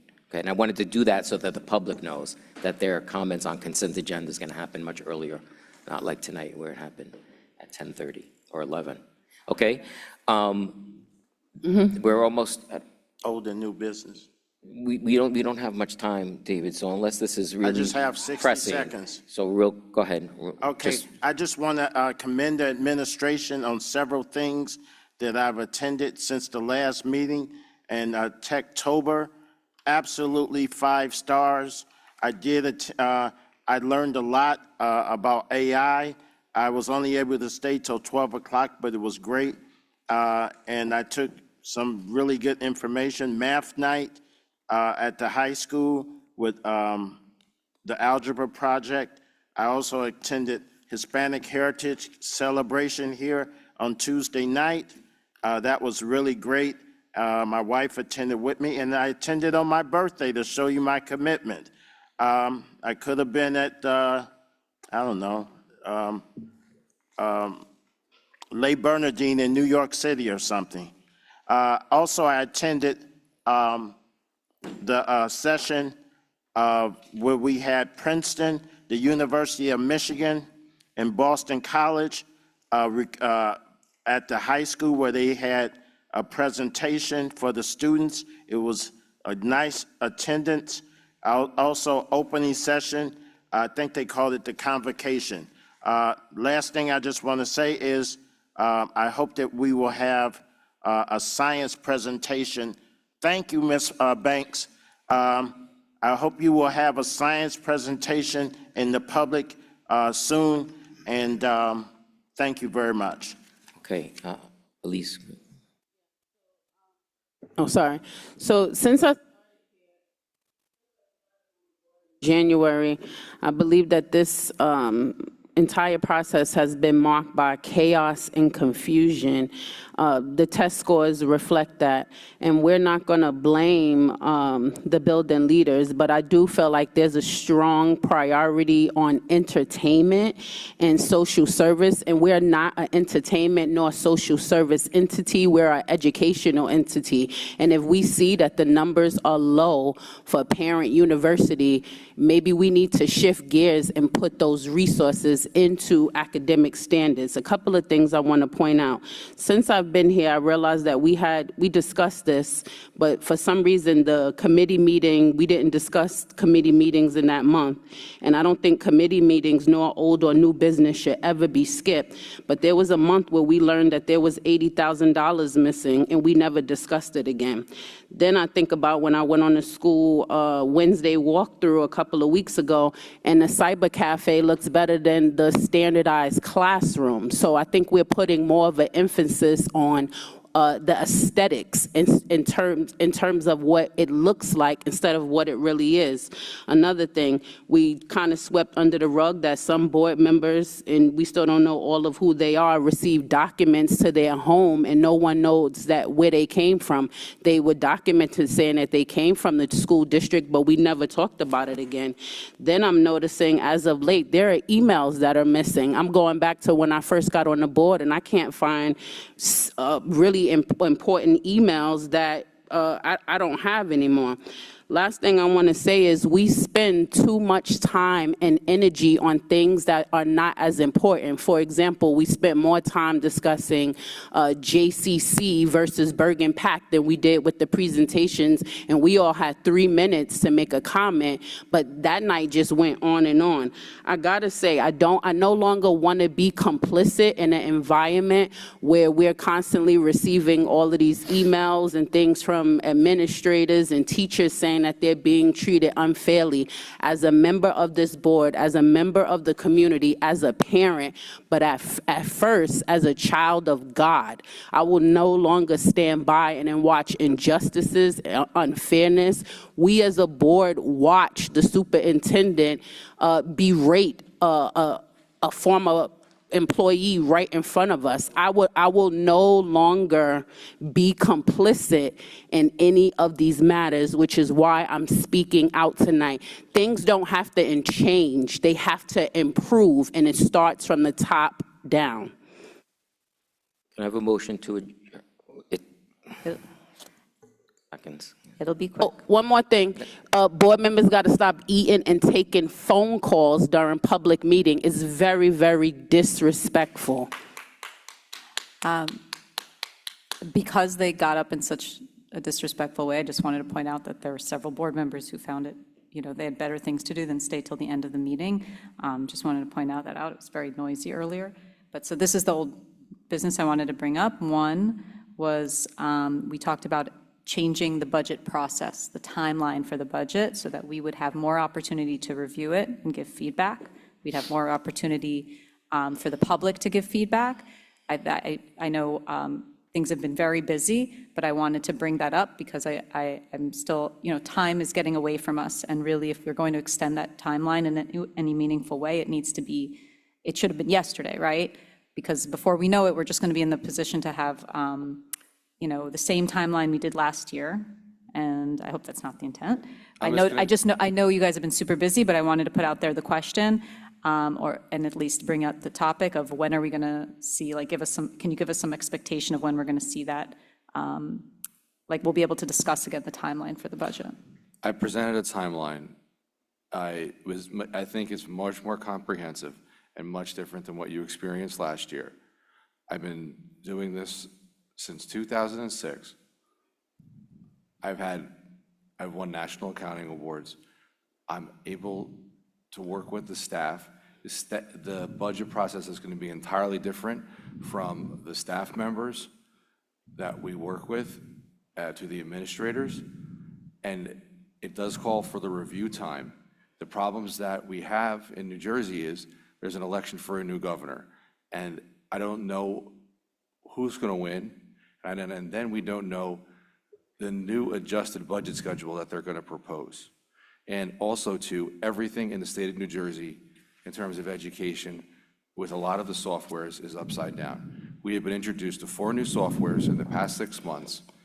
Every state report has been pushed back, delayed, and then a new deadline. So what I am anticipating more than likely is the budget process to kind of experience the same. The timelines that we've proposed, I think, are very fair. And the whole district, along with the community and the board, will have input regarding the budget. It's not going to be like it was last year. I can promise you that. We were told we were going to see, you were going to take our feedback, our input, incorporate that into what you put together, and bring it back to us. If what you want to bring back to us is exactly the same as what you brought to us before, put aside how I feel about that, what I think about that, that still needs to happen. Because that's what we discussed. We discussed it at the meeting. You guys said, the administration said they're going to take our input and we're going to come back to it. There can be no change unless we vote on it, right? Or at least I shouldn't say unless we vote on it. It doesn't have to be approved. But if the administration's position is that we let you talk and then we decided we're going to do whatever we want, then you can say that. You have every right to say that. But you didn't say that. You said you're going to get back to us. So my question is, again, when can we expect you to get back to us? And if you're telling me, no, we're not going to get back to you, we're going to do whatever we want, then please say that. I don't really appreciate the cute language. So I will get you a schedule for November, like I would do. But per the CUSAC requirements, that at Board of Ed, we already had a discussion regarding the budget schedule. There is nothing, the schedule is discussed. It is a day-to-day operation, a day-to-day operational document. I will share the updated document. I did make some comments and some notes. I will go back, I will make those changes or adjustments, and we'll look at the comments. But I'm just gonna say that that's right now based upon the information that we have. And I think last year's process was not as smooth, and it was not, the budget was not built by the administration, the staff. It was built in a process in which people did not have feedback all the way down to the department or the school level. That's a different process. There's going to be a whole collaborative effort so that everybody will be behind the budget. My job is to organize the budget and to balance the mathematical portion of it. So In the interest of time, my question was just when so can we I'm- expect to talk about it? Yeah, I don't I think you will, want to say I your will half on it. present, I will give you a schedule for the next meeting, which is going to be November 20th. Mr. President, may I suggest this? I just checked the website for the New Jersey School Board Association, because I know they have like a budget calendar that they recommend for school districts. It basically suggests that the review of the,